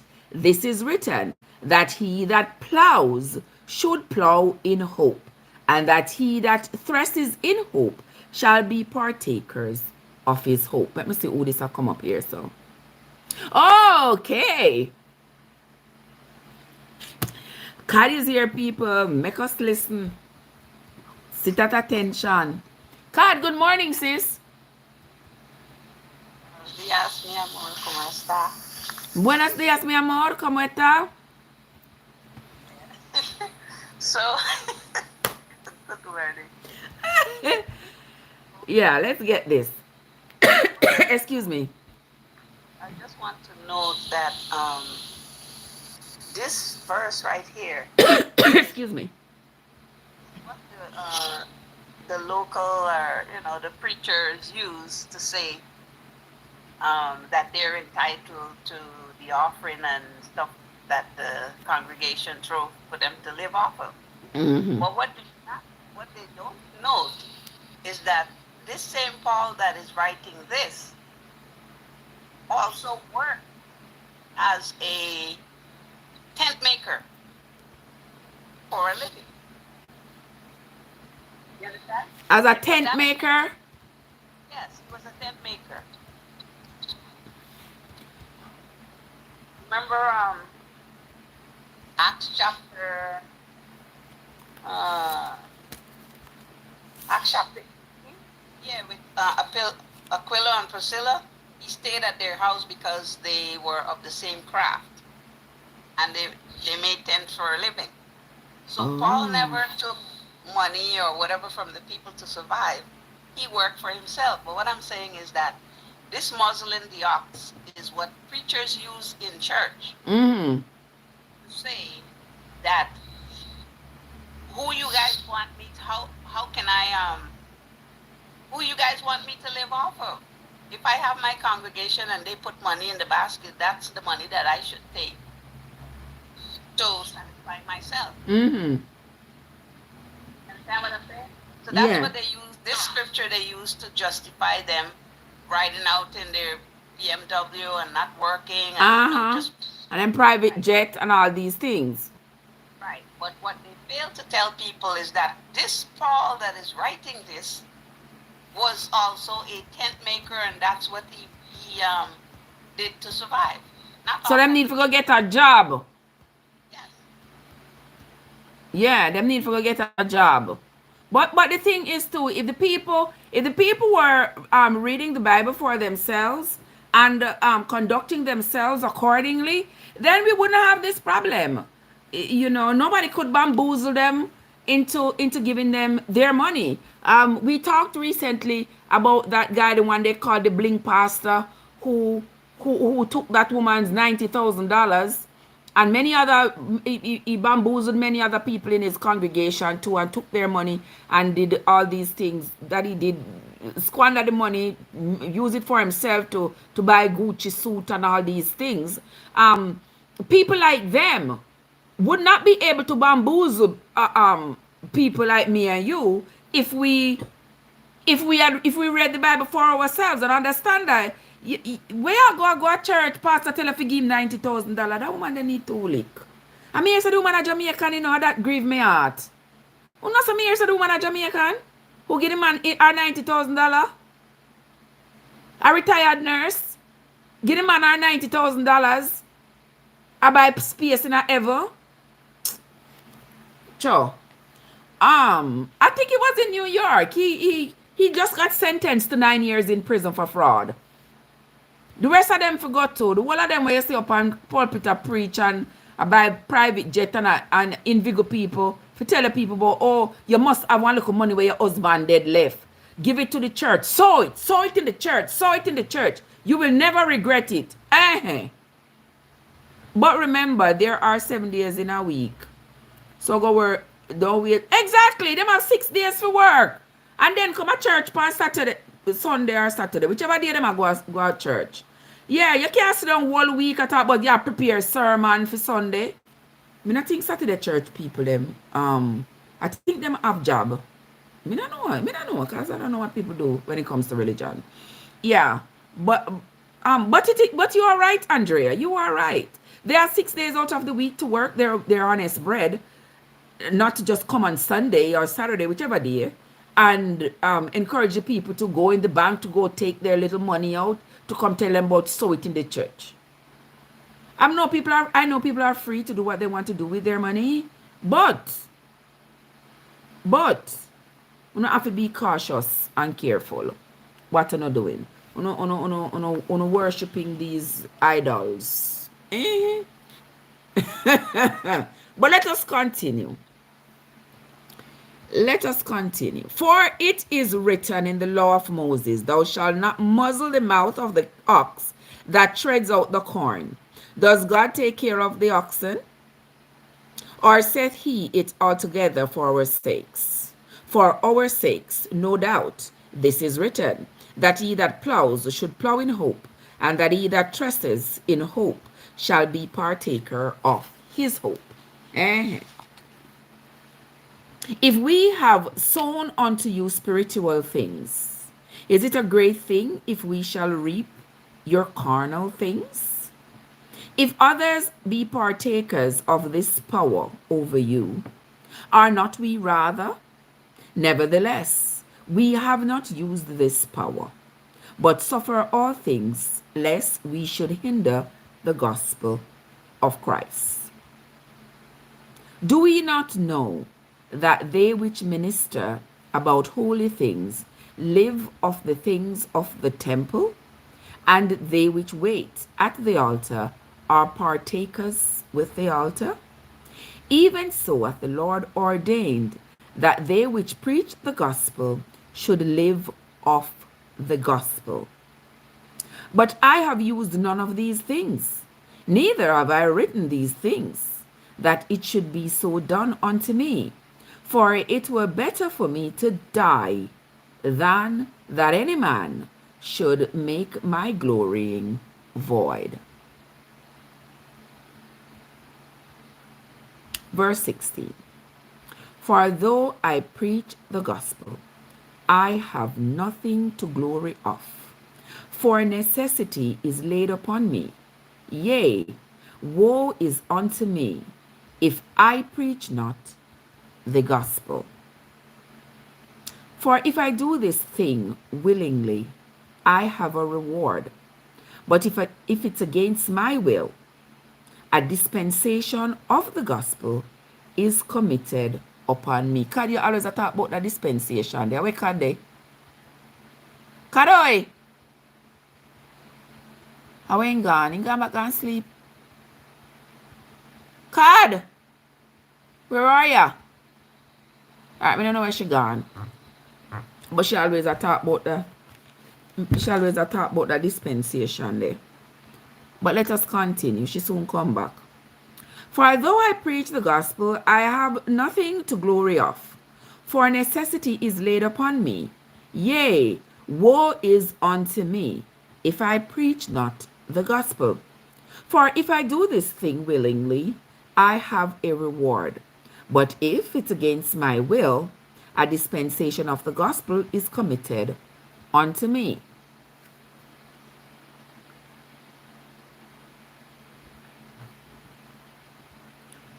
What is my reward then? What is my reward then? Verily, verily, that when I preach the gospel, I may make the gospel of Christ without charge, that I abuse not my power in the gospel. Now, hear what Paul say? Yeah. Him no want to abuse the power and the authority that is invested in him. So therefore, him not ask nobody for pay. Because you see, once you start to get paid, for this gospel that he's teaching, his priorities are going to be all screwed up. Yes. And he don't want that to happen. Yeah. Him no want to know say, because Master John give me $10,000 today, throw it in the church offering, I can't tell Master John say him wrong. I can't tell Master John say he's doing something that is against the gospel, all only because he paid all this money into the church. So he don't want nothing from the people. He don't want them to come pay him no money. He don't want them come give him no favors. He don't want them come give him nothing, because whatever he's preaching, a one sermon for everybody, regardless of who you are. A one sermon for everybody. All right. Let us. What you say, Cad? You don't want any lobbyists in there. Exactly. No want no lobbyists. No want nobody come in there for come what them call that again, Cad? Come pay him and corrupt his sermon, corrupt his intentions, corrupt his ministry. All right? Let's visit Acts chapter 18 from verse 1. It's not too far. Acts chapter 18? Yeah. Verse 1. What it say? Verse 1? After these things, Paul departed from Athens and came to Corinth, and found a certain Jew named Aquila, born in Pontus, lately come from Italy, with his wife Priscilla, because that Claudius has commanded all Jews to depart from Rome. And he came to them. And because he was of the same craft, he dwelt with them and wrought, for by their occupation they were tent makers. Oh, okay.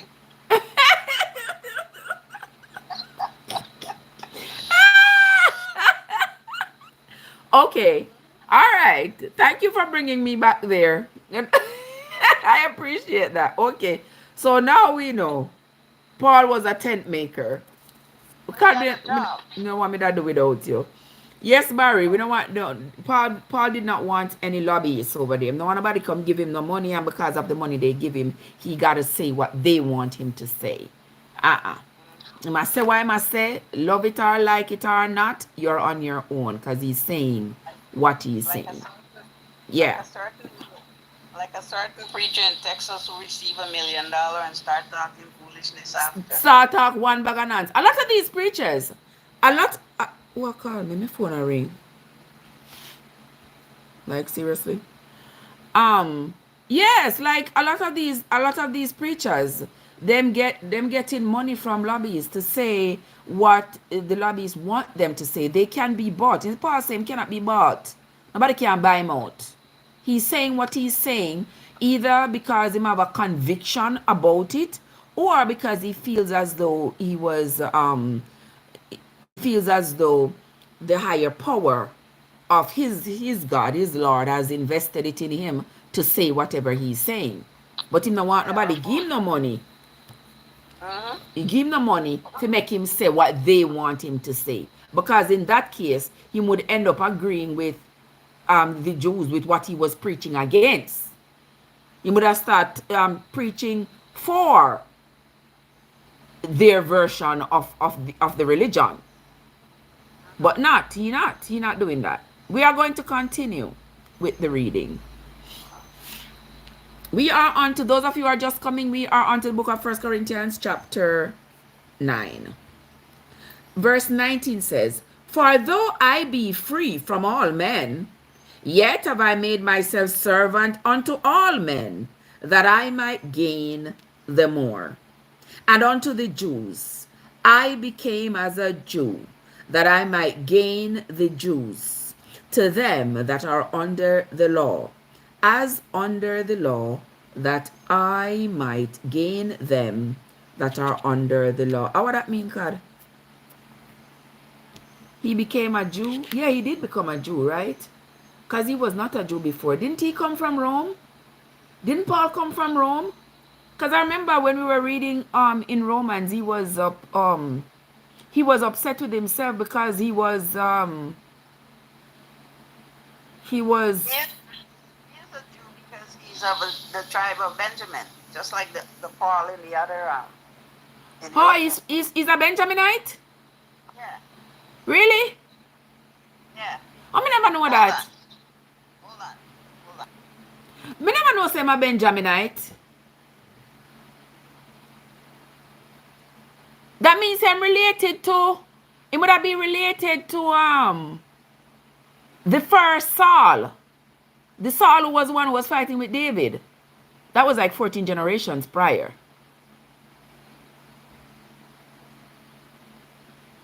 Because that Saul was a Benjaminite as well. Alright, let me see what Andrea say. But Trev, in 1 Corinthians 9 verse 14, the Bible states that those preach the gospel should be living from it. Which part that say? 1 Corinthians 9 verse 14. Alright, verse 14 says, "Even so hath the Lord ordained that they which preach the gospel should live off the gospel." This live off does not mean financial gain. Yeah, it don't mean financial gain. Because you see, that is why Paul say him no want no money from them. If we continue with the reading, for your sake, let us read this again. Panel said there's a different dispensation throughout the ages of the church. All right. Let me read that, Andrea, so we can see what the Bible says here. "Do ye not know that they which minister about holy things live off the things of the temple? And they which wait at the altar are partakers with the altar? Even so hath the Lord ordained that they which preach the gospel should live of the gospel." God, Yeah, here. talk about this to me, because Andrea is saying that 1 Corinthians 9 verse 14 is saying that the preachers should be living from the preaching, should be making Yeah, a that's living from the preaching. But that's not my understanding based on the no. It's context. not making a living from the preaching. It's the same gospel you preach to me is the same one you should live by. Is that all? Um, yeah, that's how I'm getting it. Okay. It says, "Even so hath the Lord ordained that they which preach the gospel should live off the gospel." I'm not getting it to be money. Right, it's I'm not money. getting, No. yeah, it's not money. I don't get money from it based on the context, Andrea. I get you preaching, whatever you preaching. That's how you're supposed to be living. Yeah. That's what I get out of it. And it went on to say, but I have used none of these things, neither have I written these things, that it Can you should hear be me? so done unto me. For it were better for me to die than that any man should make my glorying void. Yeah, so Paul is saying people do bring things to the altar. I'm getting here that he's saying people do bring things to the altar, but it's not for him to take, and he wouldn't write that he should take it either, because he would rather die than for any man to think that he can be bought or sold with whatever them bring come put on at the altar. That's hold on then. I can't. Is that anybody else understand that like me? He The could. way When the he way that I says, get is that whatever he's preaching to them is what he also should live by, not monetary. yeah, but Not in monetary. well on the card, look at 15. When 15 says, but I have used none of these things, neither have I written these things, that it should be so done unto me. For it were better for me to die than that any man should make me glorifying to make my glorifying void. I am understanding from that verse right there that Paul is saying, of course, people do bring things to the altar, but it is not for me to live off of. It is not to sustain me, because I would be damned if I am going to take what comes to the altar to live off of, so that would perjure my apostleship. I'm Right, not or going his to, teaching. Yeah. right. I'm not going to do that. He later says, "For though I preach the gospel, I have nothing to glory of, for necessity is laid upon me. Yea, woe is unto me if I preach not the gospel." Yeah, Paul kind of chastise himself internally there, saying, if me not preach the gospel because I have subverted the gospel for payment, God forbid, I can't do that. Hey, Owie, what's up? Yes. I'm not going to do that. So when you don't bring anything come to the altar, nobody thinks me I live off of it. It is not for me, and I'm not taking it, and nobody can buy me out. Exactly. Yeah, I think that is what he's saying. Hmm. But let us In con. context, Eh? if you put it in context, that's exactly what he's saying. Yeah, that's my understanding of it. So I'm not going to just stop at verse 14 and say, even so what the Lord ordained, that they which preach the gospel should live off the gospel, to mean should earn from the gospel. No, I'm not going to hold on to that part. But we're gonna move on to chapter 9, verse 18 says, "What is my reward then? Verily that, when I preach the gospel, I may make the gospel of Christ without charge, that I abuse not my power in the gospel."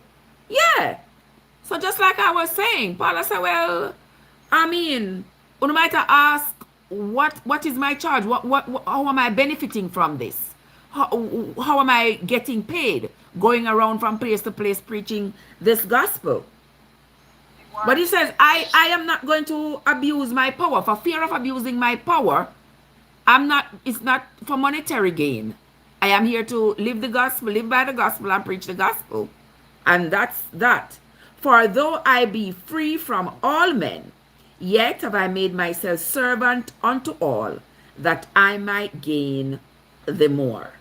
And unto the Jews I became as a Jew, that I might gain the Jews. To them that are under the law, as under the law, that I might gain them that are under the law. Why do I have to repeat that, Sokad? I think he's just saying, in the different places that he go to and meeting different culture and people with different belief, he blends in with them and respect what they're doing.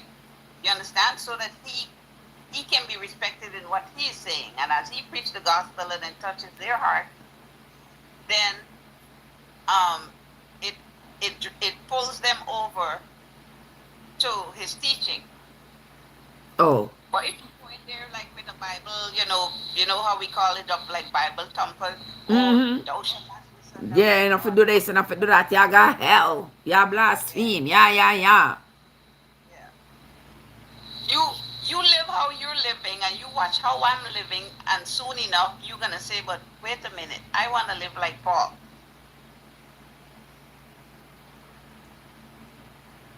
Andrea says to earn a living is monetary gain for one's needs to pay for housing, food, water, all that good stuff. Yes, but remember, as Cad so rightly pointed out, he was a tent maker. So it's from his tent making that he made the money that he lived by. He did not depend on whatever gifts the people brought to the church. He did not depend on it to live. So nobody could come and offer him any big amounts of money for him to preach something that would be palatable to them. He was preaching the same gospel across the board For everybody. for everybody, and anything you brought to the church was not going to influence how and what he preached. Yeah, because what they brought to the church, he actually took and divided up and feed like Right, supposed homeless, to be for the poor, yes, those but homeless not people. for him to live off of. Exactly. Yeah. All right. To them that are without law, as without law, being not without law to God, but under the law to Christ, that I might gain them that are without law. To the weak became The I ones that as are without law, he's talking about the Gentiles. Remember, he said he's the apostle of the Gentiles. mm-hmm. So Right. so those without law are the Gentiles. Yeah, because they weren't given the law back there in the No, because they in the weren't part of that culture to be given. no, Right. exactly. All right. To the weak became I as weak, that I might gain the weak. I am made all things to all men, that I might by all means save some. And this I do for the gospel's sake, that I might be partaker thereof with you. Know ye not that they which run in a race run all, but one receives the prize? So run that he may obtain.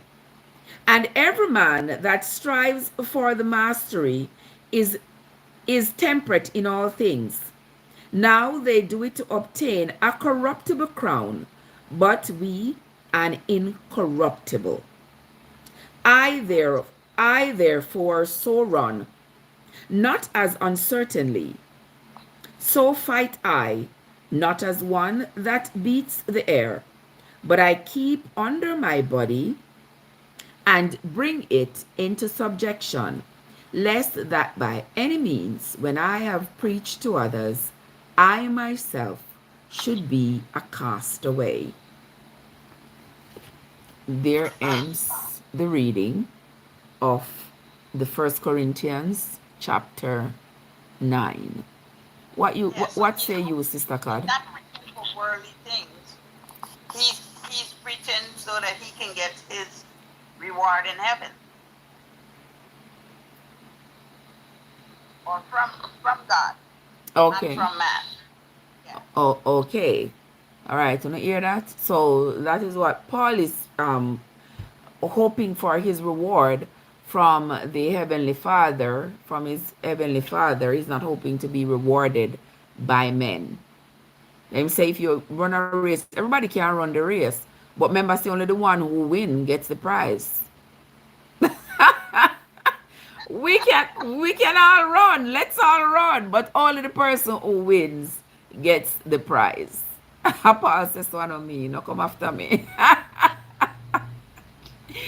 Yes, guys, I tell you. Ay boy. Yeah, so that is where we end the reading for this morning. I don't need to continue for this morning. We did seven, eight chapters, 7, 8, and I take me. What happened? You miss out. Oh my goodness, my love. How comes you miss out? How where did I do? Yeah, we've been here now for um a little bit over 2 hours. We've been here um reading the Bible here in the Corinthians. I mean, I wonder what I'm to you know, because I didn't see you. I didn't see you last night either. What's up with that? You there at work? Yeah, don't make it happen again. But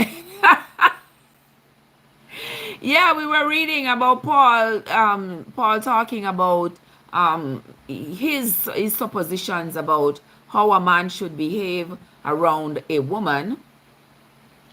How a man should behave around a woman. Paul says if a man has relations with a woman and they can't control themselves, a woman, they're considered to be a virgin, and she and him together cannot control themselves, and they end up doing the do, he thinks the man should then marry that woman, and then it would be considered that they really have not sinned, because they did it before marriage, but they would have done it anyway, so they've not sinned.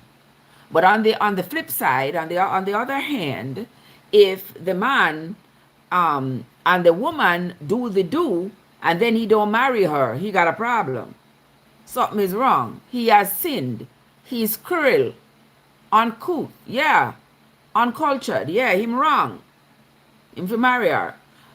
That's it for those who can hold themselves. But he says he gives high praises to the couple who can hold themselves together until after marriage.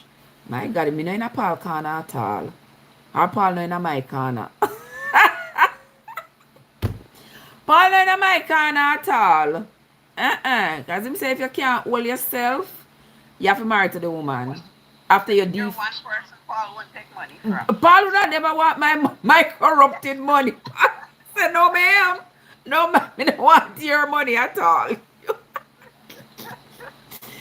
Paul would not want a dime from me, I tell you, take me. No want my money at all. I say, no, sir, I don't want your money. You go make one God out of stone and go give that the God your money for me. No want it. Yes, but he says that, he was being quite reasonable. He's saying he can't tell anybody to do what he does. Him not have no woman. I think Paul at that point, I don't know if he ever got married or ever had a woman. I don't know if he ever did. He ever Paul? God, I don't know. I don't think so. The Bible never said it. Because But you know how I like to unravel stuff? yes, He could not have been a leader and that in that high authority giving orders if he didn't marry and have a family. That was the Jewish custom. and I think too that because remember he was over there in Rome, he was doing as they were doing, and having read it, it seems as to me as though he was engaging in a relation with a man, with men. That's what it seemed like to me. Because remember when he called himself a wretched man? Because he said until he accepted the gospel of Jesus, there's things that he was doing, he didn't know that they were wrong. Because he did not have any law laid down that set the boundaries for him as to what was right and what was not. So that ended up being my interpretation of it. Take me some read 1 Corinthians 7 verse 7. Let me see what that said. For I would that all men were even as I myself, but every man at his own. Yes, at that point, I thought that he was saying he was single. He wasn't with anybody at that point where this part of the Corinthians is written, and he was saying that I don't wish for everybody to be like me. Not everybody's going to be like me, where they don't have a woman and they are not having they are not feeding those desires for a woman. I don't wish everybody to be like me. I know that everybody's not going to be like me. But for those of you who seek to engage, for those of you who seek for the things of the world, to have a woman and to engage in adult activities, I am saying to you, remember I'm saying, oh, God, I tell me this to tell you, I am saying it to you that this is what I suppose would be the right thing for you all to do. If a man and a woman, a man must have a wife, and a wife must have her own husband. Once you have your own wife and your own husband, you're not supposed to subject yourself to each other, fulfill each other's sexual desires. That is what that is part of your arrangement into this marriage. The husband can't hold on then upon the wife and say, you are not going to period of time. That wouldn't be acceptable. Unless they agree. Unless they agree. Andrea said, wasn't Paul of the same sex before converted to being an apostle? So how come he talking about man and woman of faith? Yes, that is the thing. That was I was saying. That was my understanding, that he was having that kind of relation before he was converted and started preaching this new gospel. But in accepting this new gospel endorsed a man and a woman. So that is the gospel that he accepted. So that is the gospel he was preaching. Because you can't be preaching, you can't accept this gospel and then your preachings are against the teachings of this gospel. That nothing can go so. So him having accepted this gospel, he has to preach what this gospel entails. Right? Yes. Yeah. It was just unfortunate that before this, he did not have these teachings at his disposal. He was living a different culture, different life, different thing he was doing. But then when he came into this culture, when he was converted here now, and he see, well, this is not right. This culture is saying, this teaching is saying to him that it is not right for two men to be together and stuff. So that's why he called himself a wretched man. He didn't know. And that's when he started questioning. So if you never know something, if you never know that something was wrong that you did, you can't be punished for it. Because when you did it, you did not know. But he chastised himself that if now that I know, I should continue doing it, then what kind of man would I be? What kind of person would I be? Now me know me not supposed to continue doing it. And as I talk about that, as I remember something I preach to, me no business to know what I do with no life, I phone life, me don't business. But anyway, as I'm talking about this and thinking about it, you know what come to mind? What comes to my mind is Genesis. Y'all remember when we read in Genesis that the Lord told Noah to build an ark? And he said Noah was a just man. He was pleasing in the sight of the Lord. And the Lord told him to build this ark and bring in himself, his wife, his 3 sons and their wives into the ark and all these animals.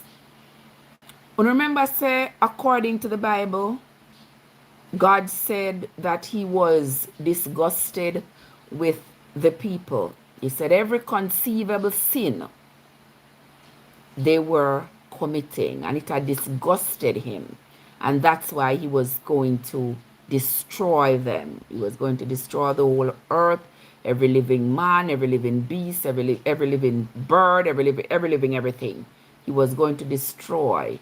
And Noah and his family was going to restart the earth, because he wasn't going to be standing in no more Garden of Eden and creating anybody. They were going to restart the generations. But As I was thinking about it, having read from Genesis 1 up until that point, I think that was the flood was in, I think, about Genesis 4 or 5, somewhere around there. But having read the Bible up until that point, there weren't any, I didn't hear of any laws. I didn't see any laws being laid out for the people. Have you? Have you? Anybody? I didn't see any laws laid out for the people. I didn't see God write on a scroll or anything and say to Adam and Eve when he threw them out of the garden to say, this is what you should not do, this is what you should do, this is what you shouldn't do, this is what you should do. I didn't see any of that. But then we get to the destruction of the earth because God is disgusted with the sins that they are committing. But where was the guidelines? Where were the guidelines? Me never see any. So is it that the guidelines are missing from that part of the Bible deliberately, or were they none? Were there none? I'm just asking because I'm thinking about what I've been reading and how to line up everything to make it understandable, you know. So that's why I'm asking. If anybody out there, any takers, anybody have any answers to what happened with that? Look up the dispensation of conscience. The dispensation of conscience. Let me see. Dispensation.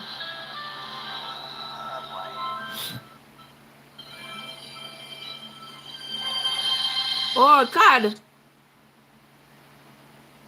Let me see this. Dispensation of conscience. All right, let me see. That's why they were mad at Moses. Who was? He did give a law in the beginning. He told them not to eat of the tree. But if he told them not to eat of the tree, was that the only law? Because then it could be argued that, well, Adam and Eve disobeyed that law and ate of the tree. He put them out of the garden. He put him cherubims for guard the garden to say him no want them come back because he no want them to eat from the tree of life. They now know good and evil because this tree that they ate from was the tree of good and evil. So now they know good and they know evil. But he never want them to come back, come eat from the tree of life. So I put him cherubims to guard the garden. Oh, somebody had called. I heard it, baby. Okay? So I am saying they now know good and evil, but how did they know what is good and what is evil? Was it just that their conscience told them that, you know, what you do here is good and what you do there is evil? If it was that our human conscience was supposed to guide us, then what is now the importance of what Moses brought? Because he saw that leaving them to live by their conscience is not working. So I decide now I'm going to write it and show you what you should do and what you shouldn't do. Chris said, love thy neighbor. I bet you should. But what happened to down and under, like countries like Australia? Remember, Trev, there must have been survivors after the flood other than Noah. Sis, me I go by what the Bible say, no? Me I go by what the Bible, the Bible say God flooded off the whole earth and every living creature was dead. So all the fish them the dead too. He said the fowls of the air. I never hear of rainfall so much that all of the bird them drown. Have you? I don't know, cause all of the bird them not could have pitched on the ark. Right, guys? The bird them not gonna pitch on the ark. But the Bible said all of the bird them did dead. He saved the animals 2 by 2. So that were in the ark. But him said everything else that were outside died. And I don't think that was so. Because birds in of itself. A big old ark like that. What was the size of the ark? 30 by 50 by 15, I believe. 300, no, 300 by, yeah, in a cubic measurements. I think it was 300. Oh, wait, let me see. I think it was 300 by 50, and the height was 30 cubits. Yes, I'm saying, couldn't the birds have pitched on the roof? If all the trees were covered? But him say, the Bible say everything drowned. All the creatures, all the animals, all the human beings, everything drowned. That's what the Bible, I'm being led to believe, according to the Bible. But here, God is saying about, back to the argument about whether or not there were laws established for the people prior to Noah. God is saying that with this dispensation of conscience, at that time, it was expected of the people that they should follow their conscience to do good and to do right. Apparently, they couldn't follow their conscience because them know good and them know evil now. So that's why Cain ended up killing Abel. Jesus is Lord and Savior. Believe in him and enter eternal life. Right in their own eye. And that wasn't pleasing to God. What you say, God?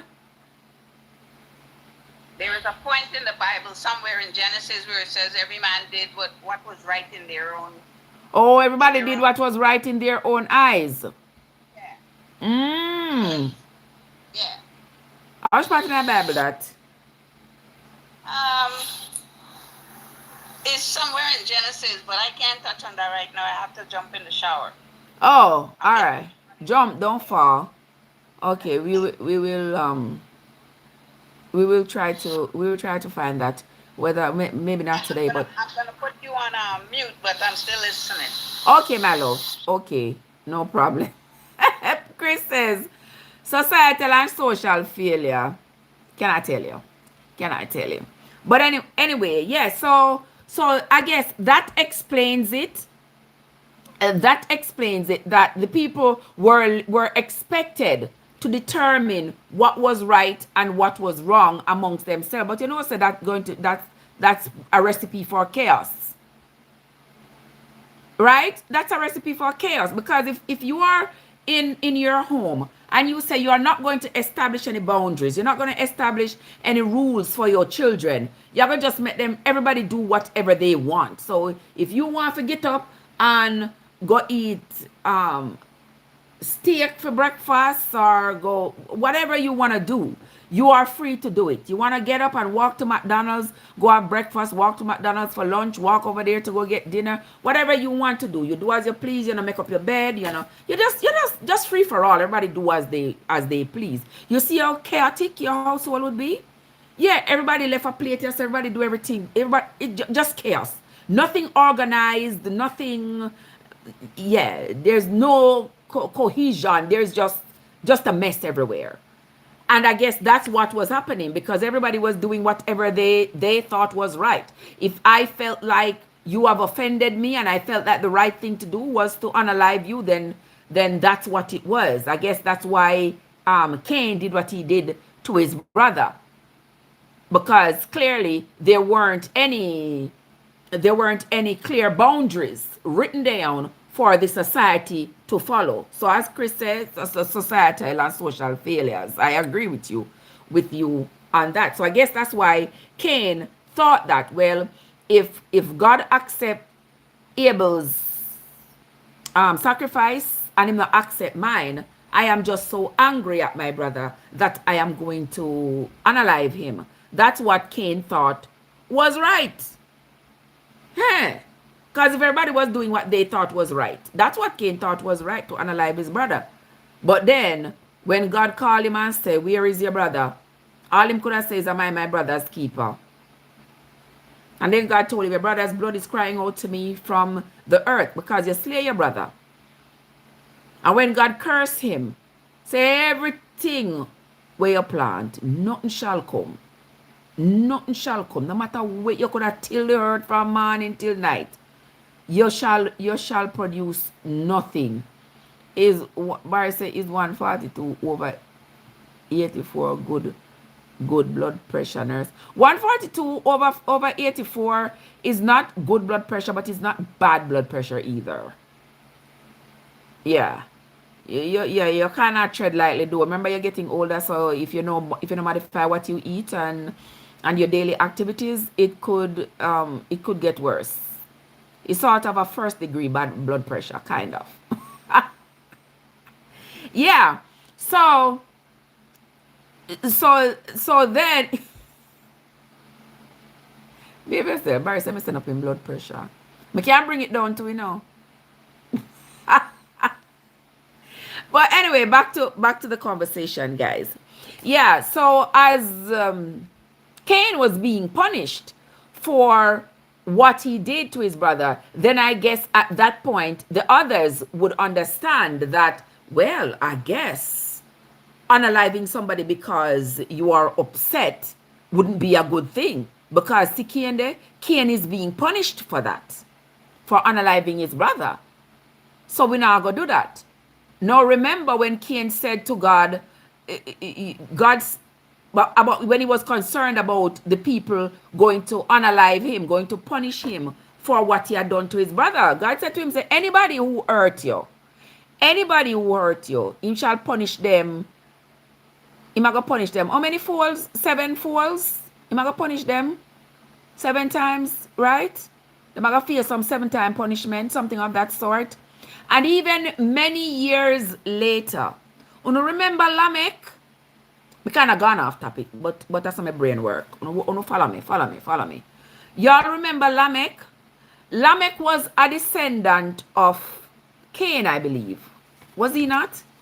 I believe Lamech was a descendant of Cain. I think Lamech was Cain's some kind of grandson. Great grandson, something like that. Because I think there was Enoch, Methuselah. Enoch was Cain's son. There was Enoch, there was Methuselah, there was Methuselah, and then Lamech. Remember Lamech? So this are 4. This would be Cain, Enoch, Irad, Methuselah, whatever was his name. I don't remember. I'm going to look it up. But Lamech was one of the descendants of Cain. You remember when he had slain a man and he told his wives that he had slain a man? You remember what he said in comparing himself to his great-great-great-great-great-grandfather Cain? He said, you remember, Cain was punished 7. Cain was promised that the punishment for anybody who slew him would be 7 folds. But for me, I pray God, whoever should punish me, their punishment be 70 times 7. You remember that? I mean, want to remember that. So at that point, it's clear that now the people understood that if you slay somebody, there's going to be some kind of punishment for you. Right? But even though everybody was doing their own thing. And then God decides, say, you know something, them people are too wicked. I'm wondering if he couldn't have taken a different route. But I know so the story go. That's not the story how the story was written. The story was not written that he took a different route rather than destroying the entire earth. The story is written that him destroy the entire earth. Everybody died. Descendants of Cain, descendants of Abel, descendants of everybody. Everybody pass off. Everybody died in the flood. And then between Noah's 3 sons, the world was replenished with human beings. So our grandfather is Noah, right? Our grandfather is Noah. So we can't trace our generations back to Adam anymore. We have to stop at Noah. Because Noah came from the generations from Adam. Fair enough. Whatever I just said. Take whatever I just said with not 1, not 2, but 3 grains of salt. All right, but I'm going to read the Bible for yourself.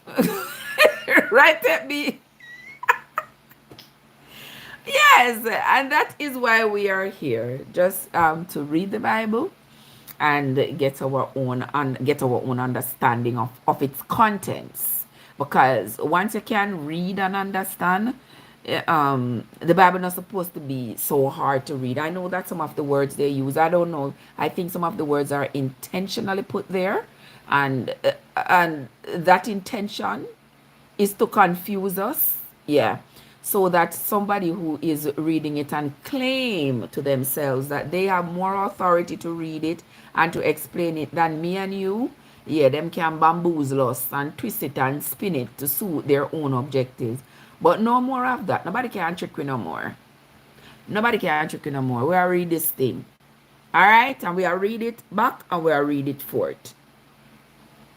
Okay? So that is where we are going to end. See the 9 o'clock. I said 9 o'clock I was getting off of here. So that is where we are going to end the live for this morning. I want to say thanks to everybody who came into the live. Those of you who spent some time with me, I appreciate it. I appreciate it sincerely. Thank you so much for having come into the live. And I hope that whatever we read this morning, I mean, if it not means something to you, at least you learn something. Because I learn a lot by just reading the Bible with no affiliations to religion or denominations. I learn a lot. And I appreciate those of you who choose to come spend time with me as well in this endeavor. My dear Bix Up Barry, Cod, and Tech B, Michibu, Andrea, I see Chris here, AG, Winsome, and everybody else who has come into the live. I sincerely appreciate you. Now it is Saturday, so you all go ahead and have yourselves a great day. Do what you do and do it with kindness.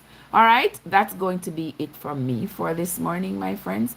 Until next time, this is Trev from Trevessence, where your journey matters.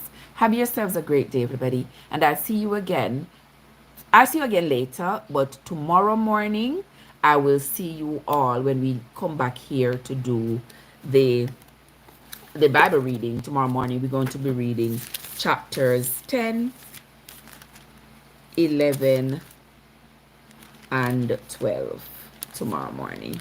All right, until then, my friends, have yourselves a great day. See you later.